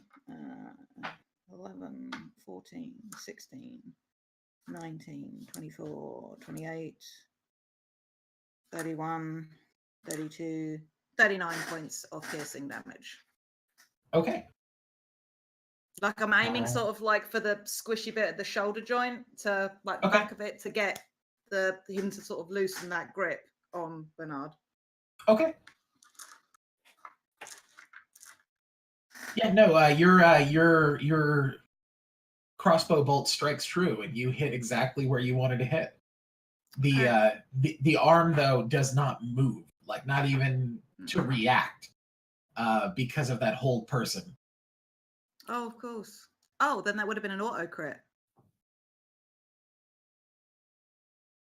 So wait, what damage did I say it was? 39 minus the 7, which is my plus, is 32. So 71 points of piercing damage. Awesome. Okay, so you have now slain an ogre. Between the damage he was already dealt plus this, yeah, he Sorry, dead. John. He is, however, still held in place over the top of Bernard, unable to die until the spell resolves. You must be Bernard. Bernard, you're nice and pinned underneath an ogre.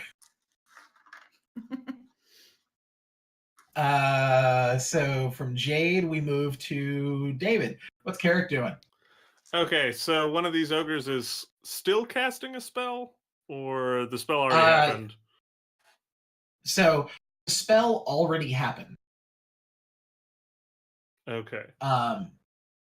It's just going to take time for you to see the effect of it. Okay.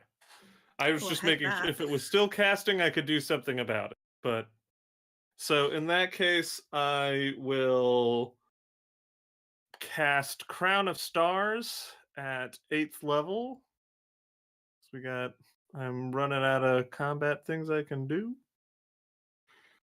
And bonus action, send one of these Crowns of Stars to hit that ogre who is casting, I guess.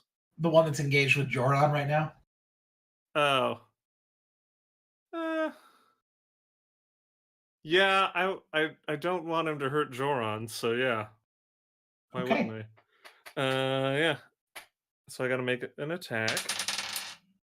The first time we've had combat in 16 games, and Tom doesn't get to kill anything. And that's It's not gonna about be... me killing things, it's about you killing everything. Because I wouldn't kill a thing. I know. Don't worry, Tom. So yeah, that's gonna be a 31 to hit Okay, yeah, no, that hits. with my little mini star shoots at him. A little mini star. It's no big deal. It's just a mini star. Plus 18 is 30. Yeah, so he takes 33 points of radiant damage. Okay. So that's my action and bonus action. Okay. I'll just kind of Just fly straight up? I'm gonna actually move down. I want to be within 30 feet of Joran. Okay. So you move down lower. Mhm. You are now... Yeah, you can easily move down to where you're within 30 feet of Joran. Okay. Cool. Did he murder that thing? Ogre. How much damage was it again? 33 radiant. No. So with my 58 plus 33, it still wasn't a thing. Yeah, it's not dead. It's not that it did nothing. It's that it's just not dead yet. Okay. I mean, it is drastically different, the amount of damage that was dealt to the other ogre. Like, that ogre already took over 100 points of damage. So... And then my elemental will continue punching these mages. Okay. So whichever one it was punching before continues to All right. punch. 25 and... All right, no. Yeah, 25 and 27 to hit. So I think they both hit. Yeah, they both hit. And... Carrick is playing Mage Puncher. Mm-hmm. Punch, punch, punch! So that is... Where the hell do I have my stats for that? That's a total of 30 points of bludgeoning damage to the mage. Okay. Yeah. As you see his skin invert and he rolls up like a lampshade and just gone. It's like he eviscerated, like sort of disintegrated from one side to the other. Anybody else seen Infinity War? Just gone. Spoilers. Oh, that's so bad. Okay. I don't feel good, Mr. so- DM. What? What? Good, Mr. DM. It didn't feel good. Okay, so here's a thing. Here's a thing that's happening. I didn't expect this to happen quite so quickly. So as you felled that last mage, there's only one left. And that one mage that is left failed his concentration. So what you now see, Carrick, now that you are right, actually, so I guess your elemental would see, you're right beside that. I guess from this vantage point, Carrick would see it, Bernard would see it, the elemental, and Curie? Because Joran's facing the opposite direction. Would I see it? You're No, like you won't. off. You're at the back of this thing, but you're sort of like it's at the- angled. Yeah, this is inside like the center of the war machine. Gotcha. As spiky red tendrils jut out of the center of this board that they've been carried on and wrap around the appendages on this mage and pull it down flat prone onto the altar, split it into 4 quarters, suck itself inside of its body, and then pull it back together in this monstrosity abomination that is just pulsating with necrotic energy. It now has 8 arms, 2 heads, 4 legs, and an insane amount of spikes, and is dripping with both blood and some sort of horrible ichor.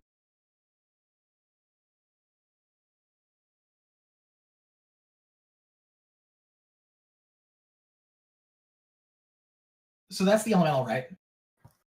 Yes. Okay. That makes it Bernard's turn. Bernard?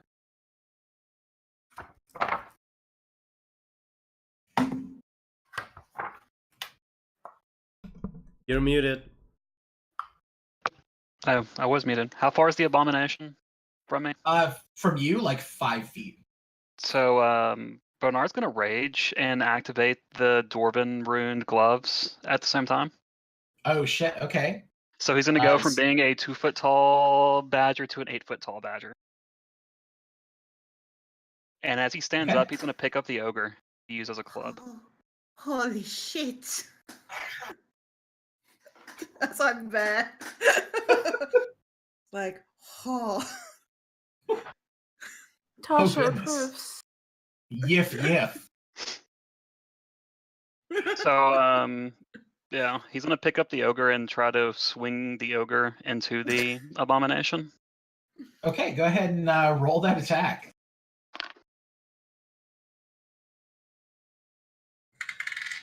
Uh-huh.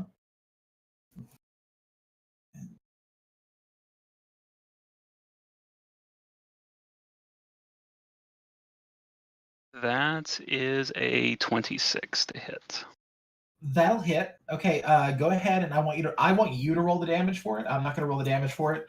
The damage on this attack with this ogre is 2d12 plus whatever your strength mod is. Now that's an improvised weapon. Mm-hmm. There's the d12. Okay, nice. 12 on the first, of course. 12 on the first die, 1 on the GG. So There's got to be some balance. 13 plus strength mod, so 21 points of damage Okay.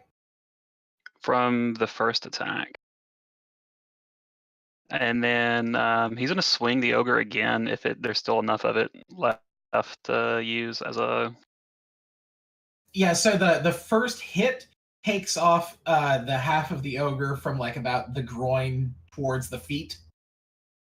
So there's like entrails hanging out the end of it, but yeah, you can swing around and hit it with the rest of the torso. All right, that's a 32 to hit that time. That'll hit.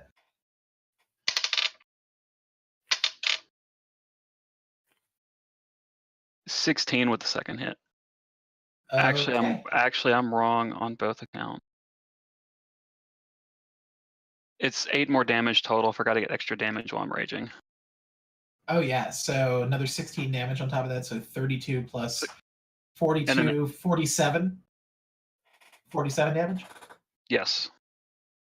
Okay, cool. Yeah, that's good. That's a lot of damage. However, you have now eviscerated that ogre. Like, the corpse is pretty much gone. You have an arm left. I mean, I might find a use for the arm. Who knows? I mean, back scratcher. Exactly. All right. So that's you. It is now the ogre that is fighting Tom's turn.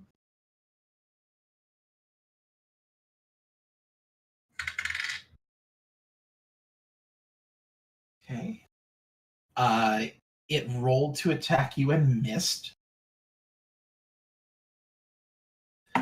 However, you now see these black tentacles of dark energy spring up from the ground like spikes throughout the entire area that had gone black and jut their way through every corpse on the ground. And they all lift up off of the ground. And there's a flash of dark energy, and you are now standing amidst an army of undead, as they have now all been raised.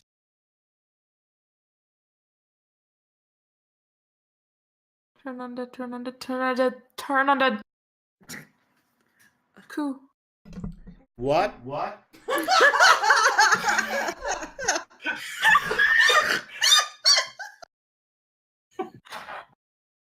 Perfect reaction. I mean, he heard you because I've just been saying the same thing to him, but nevertheless. So, how many undead are we now looking at? How many were in the phalanx to begin with? 60? The phalanx, the entirety of the phalanx, held 100 soldiers plus 6 mages and 2 ogres. Mhm. Now, the one ogre body that has now been eviscerated cannot be raised. So, good You're job, welcome. Bernard. Yeah, you're welcome. And Undead ogre would be bad. the mages that have essentially been turned inside out and vanished can't be raised, so they're gone. Okay. Yes, There Dora. is one soldier that didn't die. that's true. I spared He is very much unsupportive supportive at this point, as all you've done is spare the dying. So he's just not dying. He's just laying on the ground, looking up at all these undead. He's gonna get eaten by zombies. So, roundabouts about 99 soldiers. Fuck. Then 9 problems, and that one soldier ain't one. Tasha, you from the outside who can't see the undead, you now hear the trademark Walking Dead undead sound from within. Curie, you're on the ground with all of these things. 10 feet up. I'm about 20 feet up. Oh, okay. But Bernard's on the floor. Right. Joran's on the floor. Tom, Bernard and Joran are down in there. Because it's just not going to be my turn. No, it's you're about to be your turn. Yeah. Nobody gets to declare anything. I'm not giving anybody else a turn. I'm literally just trying to give everyone position. And that is the ogre's turn, so now it's your turn. Tom. Hey. Tom. Hey. Tom. There's a whole bunch of undead and one surly ogre. Cool. So where the circular stone wood thing was? Yeah. Is there like darkness around it now? No. No. No. No. What is there? Tentacles. There's an abomination that is standing on top of it, and Bernard is engaged in combat with it. Cool. I'm going to. Do I speak ogre? I speak giant. Okay? Does it understand? Ogres speak giant. Okay. In giant. Ogres are part of the giant family. In giant, Mhm. first I look at everything. I do this with my hand. I point at the ogre and I tell him, "Run." In giant, I tell him that. Okay. And I'm going to turn around. Are you going to try and intimidate him, or is that just what you're doing? Just what I'm You doing. can make an intimidation check if you want to actually make him try and run. I'm bad at intimidation. Can I like persuade him? Because it's the logical thing to do. I would let a persuasion go through. Cool, thank you. That sounds more like a Joran thing anyway. He's not so much like, you better run. It's more like, you should run now. It's 27. 27. Wow, okay, this ogre just rolled a 9. So... Cool.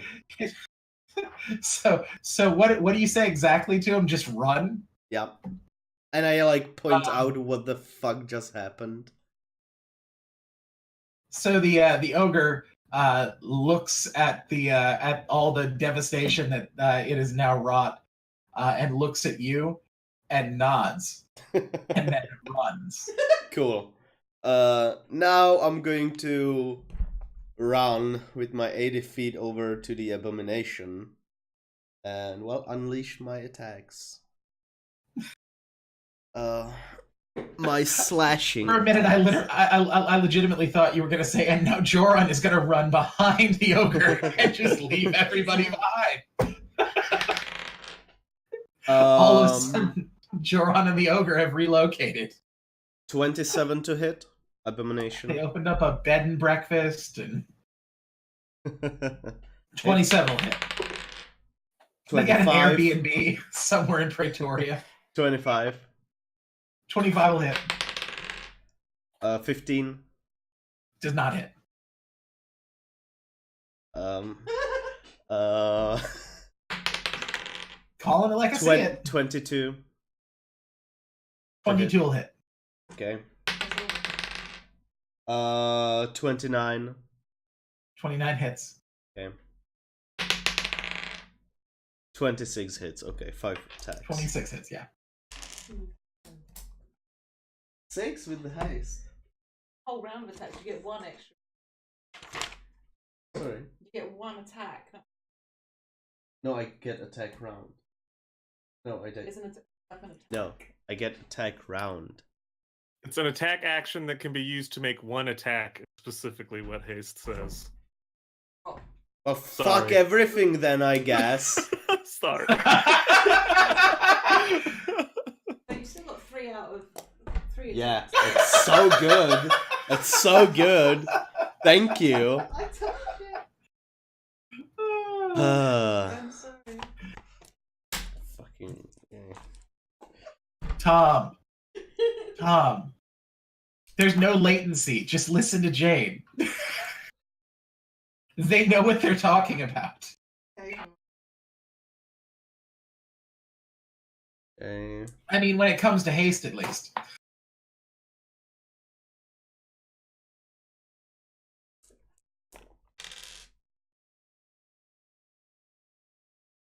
No, I get only 3. That is 41 points of slashing damage. Okay. Go. All right. So, Tom, Yes.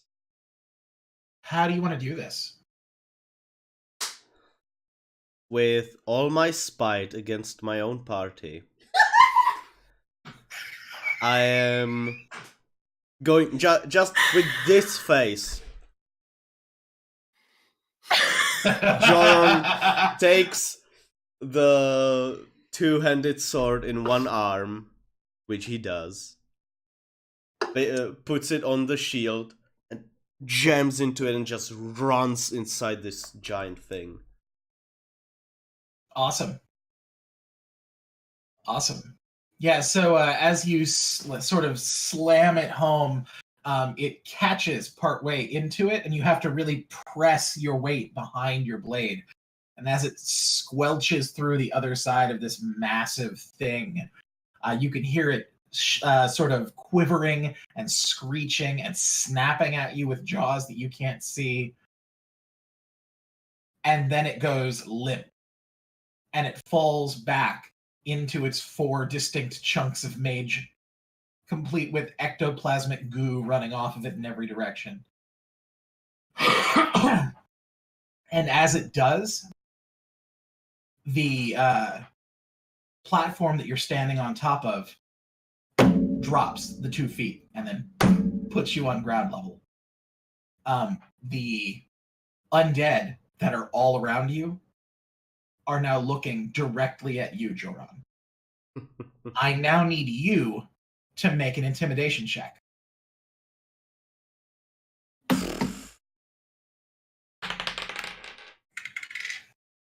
5. Or 6, actually. 6, yeah.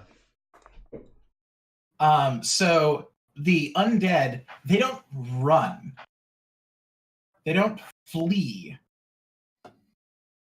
They refuse to be within about 80 feet of you and all move away at a steady pace, snapping and snarling and chuffing and walking around in place, scratching in your direction, but not moving forward.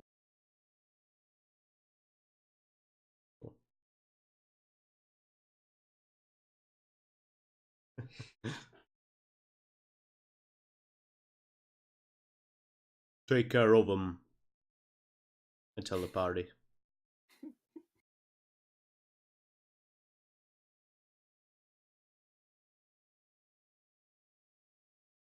Yes, that's my turn. Okay. At the end of that, you are effectively at the end of combat since these things are no longer trying to engage you. Damn. Yes. Is Leon still in the cage? Yes. Hey, Curie. I've kind of trapped Leon. And he's stuck for now. We need to move if we want to do anything about that. Okay. I take off. Okay. I ride my horse away from the army of dead that we don't give a shit about, and let my specter sort of do that stuff there. And You can literally channel divinity and vaporize them. Don't be a baby. Yeah. I cannot. True. They're too far away from me. Get involved. 80 feet away from me. Oh my fucking god. Fair point.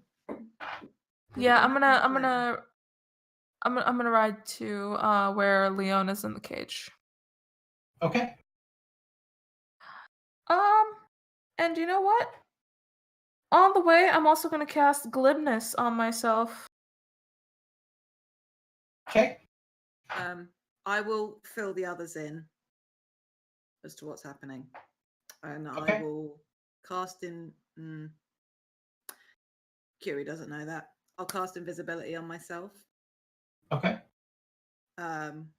Which for me is always, I think a lot of Curie's casting is a lot of like, looks almost like ASL, like it's a lot of runes and symbols traced in the air, like a lot of tactile, heavily somatic stuff.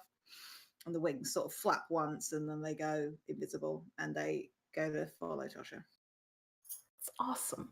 Looking over at Joran, are they just gonna like let this whole army of undead just wander around doing whatever they want?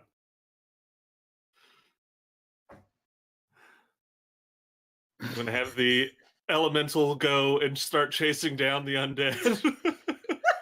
I did, say that my specter was gonna do stuff in the meantime, so who knows if that'll actually do anything. How clumped together are they? This army of undead.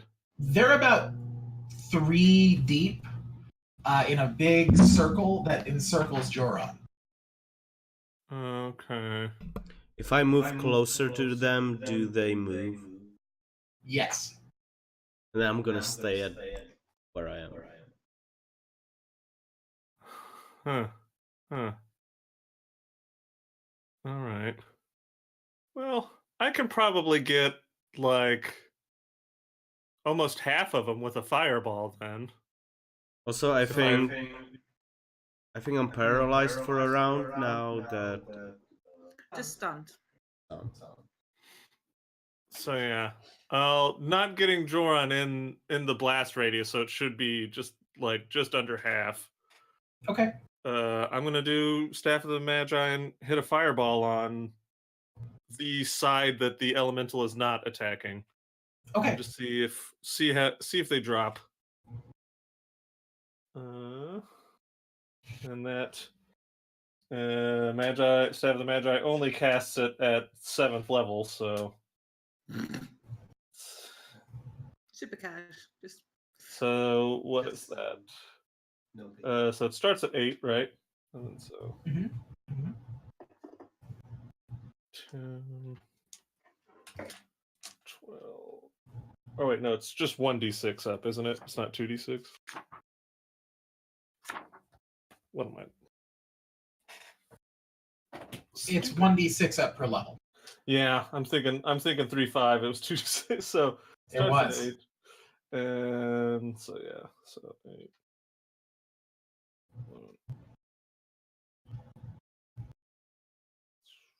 4. There we go. So, yeah, 12d6.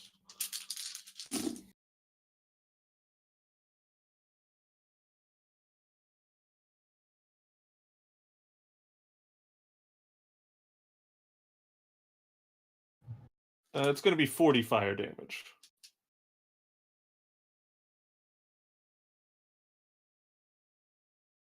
Okay. 46? 40 fire damage. Okay, 40. Yeah. Okay, you have killed 7 of them. Out of the 100? 40 damage? Yeah. Oh no, I guess it'd be 40. I'm dividing it. So hold on. Yeah, it's 40 to. Let me redo my math. Okay. Let me redo my math. So. I was dividing 40 between targets, and I'm like, no, that's not how that works. So the radius of what, a 20-foot radius? Yeah. 20 foot. Yeah, no, you're able to clear out about a quarter of them. Okay. So you've now dropped close to like between 25 and 30.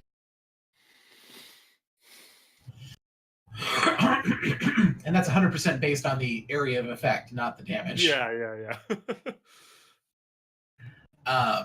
Okay, cool. So yeah, go for it. What's going on, Bernard? I mean, Bernard's gonna pull out his trident and start going after undead because Okay. they're obviously a threat to the Bell. Oh yeah. So. Are you gonna call Mizuchi back to try and round him up? Because as is, they're moving away from you every time that you guys move closer. Yeah, I'll have Mizuchi kind of like a sheepdog run around and like herd them, but not actually engage them himself. Okay. Okay. I believe that requires a roll.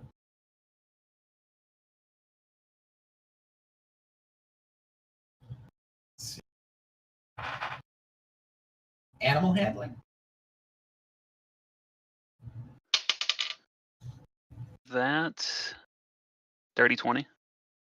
Oh, nice. Yeah. So yeah, Mizuchi's making a very convincing sheepdog. Awesome.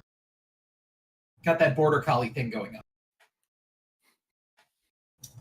on. All right. So that's keeping them from spreading out and running away any further. I imagine that actually... I'll have him herd the undead towards the earth elemental and myself. Okay, great. I was going to say what that also does is that means that there's at least some of them that can't get away from Joran. If Joran is intending on engaging them. Yeah. And then, so then I'll just fly up. If this is what's going on, I'll just fly up and just start cantripping. I don't want to waste any more charges on the Staff of the Magi. Awesome. Yeah, so you're just slowly moving your way through this encampment of undead. as they are shot like fish in a barrel.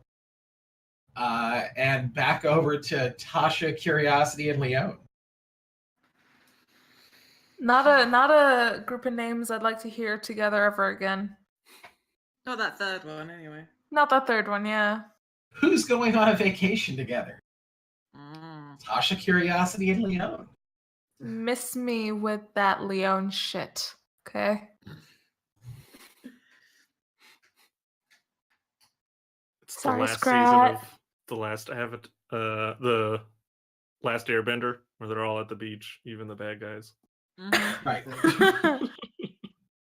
Clowns there in bikini. It's the only part Tom remembers.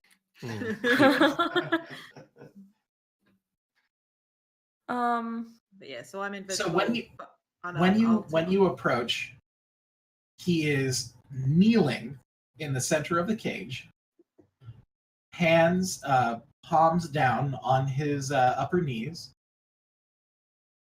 eyes closed, dressed in fine silk garments, and laying beside him is looks like a walking cane of some kind.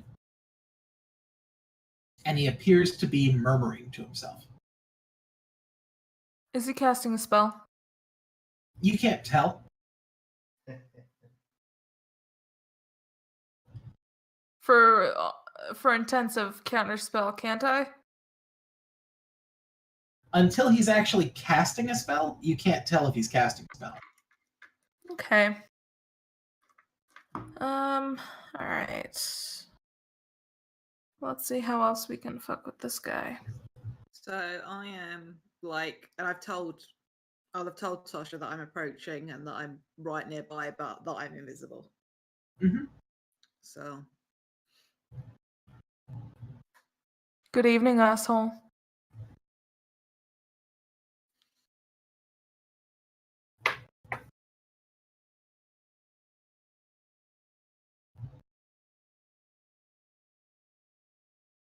Hello.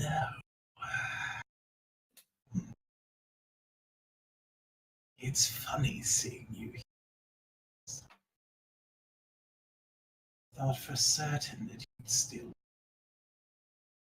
detain. Mike, get closer to the. Mike, Cutting closer to out. the mic. Is Mike close enough to the mic now? Yes. Oh, that's perfect for the thrill effect. ugh. For the reverse ASMR. Reverse ASMR. RMSA.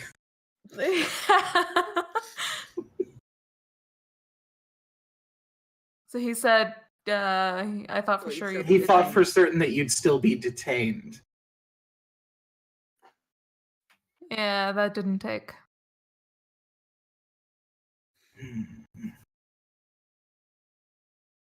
What good are assassins now, anyway, if they can't? You're cutting in and out. Yeah. What good are assassins now, anyway, if they can't find you? The That is the least you could question. do is move away and stay there until I decide to collect you myself. Oh, you've been so much of a chicken shit lately. I'm actually wondering if you really wanted to do any of that stuff. You want to send assassins? Go right the fuck ahead. Oh, don't worry, I have. Sure.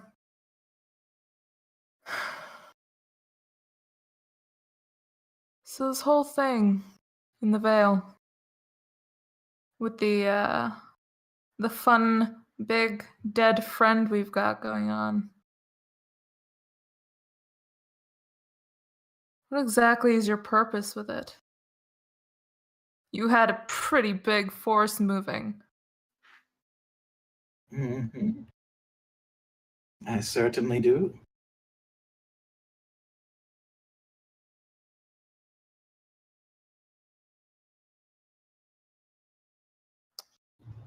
I don't like his face. Is that in character or out of character? Out of character. Just checking you weren't saying it to me. No, I'm not making any indication that you're around. Sure. You know, we've heard a few disgusting things. Well, actually, everything we hear about you is disgusting. But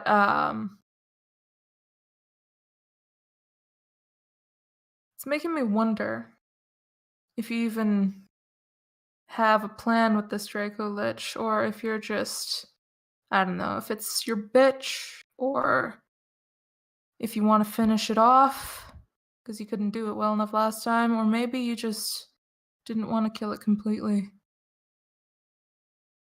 Who knows?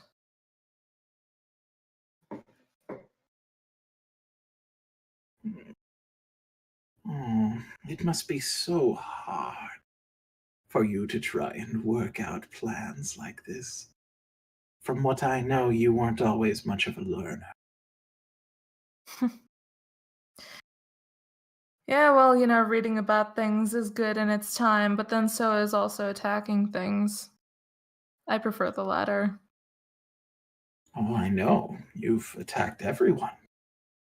You've attacked my guards, and you've attacked your friends.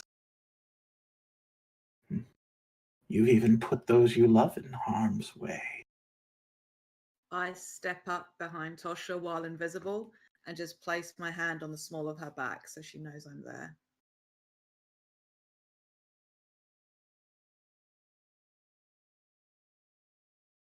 I'm gonna ask you one more time.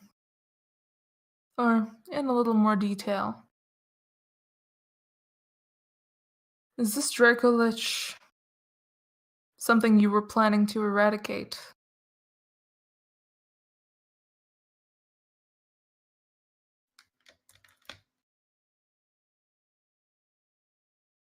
Well, we'll just have to find out, won't we?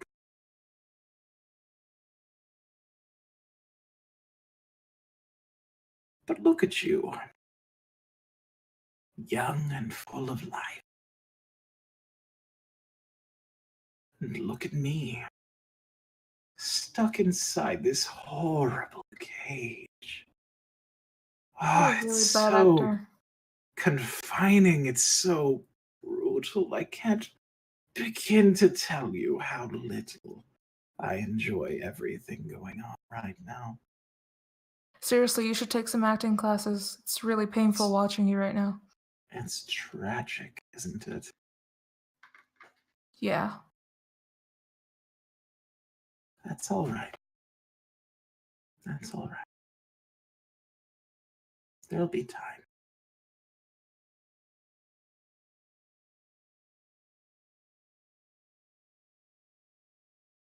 Out of character.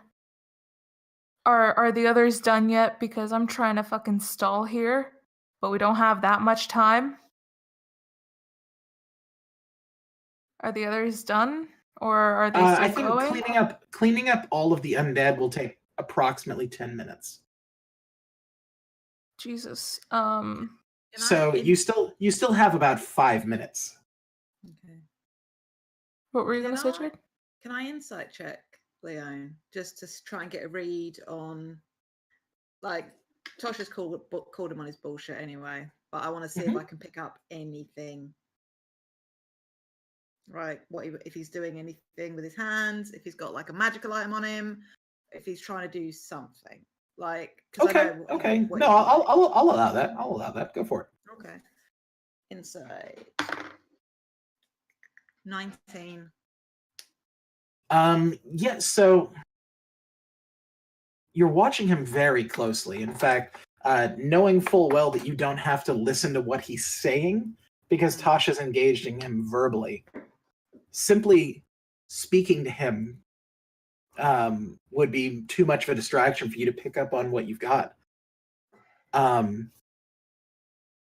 You're watching him very carefully. And you're the only person here that has ever come this close to him before, among your friends. Mhm. And there's something that seems off. Leon is never this talkative without also being threatening. He's given too much too easily. Something is out of place, but you can't tell what.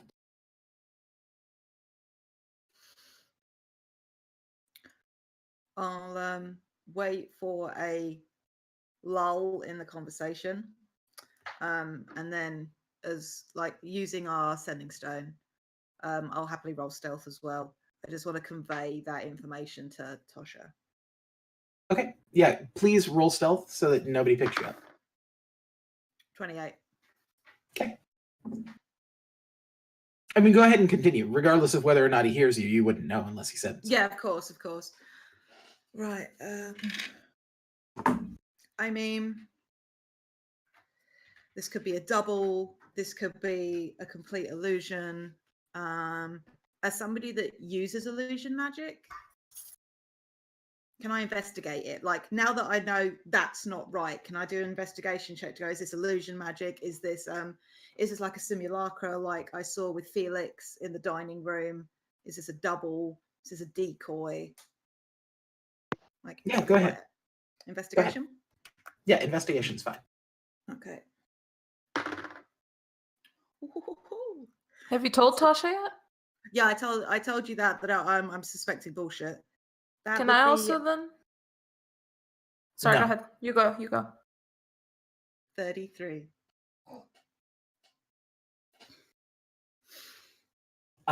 Okay. I would like you now then to make an Arcana check. Come on, dice. Natural 20 for a 25 total. Yes. What Thank you, dice. what you're looking at is a major image. Motherfucker. Tasha, it's bullshit. Which means this is by somebody else or he's somewhere controlling this. Oh, I'm very close, dear.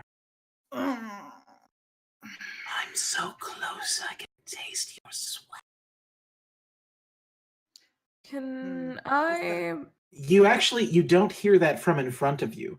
You hear Yeah. it from right beside your ear. Okay. Sorry. I have a thing called I have blind sense. Mhm. If I'm able to hear you're aware of the location of any hidden or invisible creature within 10 feet. Is he actually there, or is this a message spell? You don't detect him within 10 feet of you. Okay. Can I Right. make a perception check to see if I can catch him anywhere around us, either in the sky, in the forest, around us, in the clearing, anything? You can, but it would be with disadvantage. Okay. Great time not to have any of my lucks. Been a long day. It's been a long day.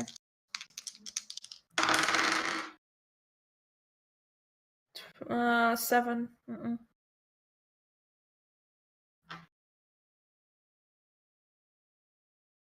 I'm technically still invisible, so Mhm. that's upsetting.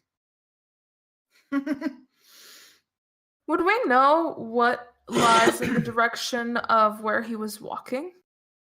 I am going to extend something out to you, Jade.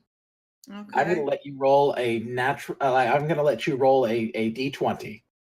Okay. No modifiers. Okay. Just roll it. 11.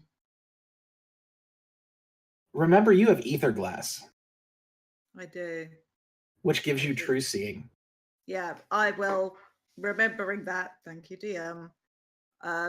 having he's not within 10 feet, I will pull out the ether glass and start looking around. You've been sick plus jet lag. I'm giving you a freebie. Much appreciated, DM. Oh, DM. You are a kind and giving lord in this moment. In this. Ba weep grana weep niniban. The good Lord That one's for giveth, you, Kurt. The good Lord giveth, the good Lord taketh away. This is a moment Right. of giveth. Thank you. So what is your passive perception? 24? Mm-hmm. Okay. So that would give you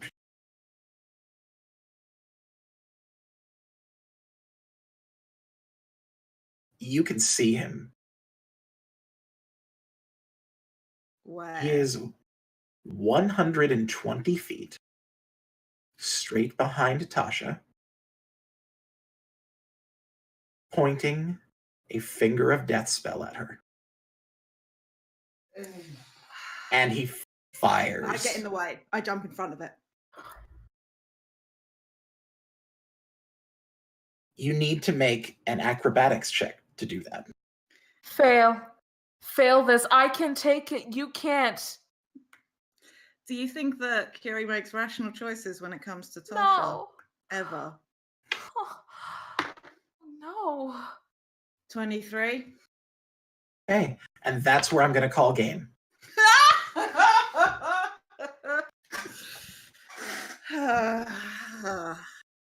Well, shit.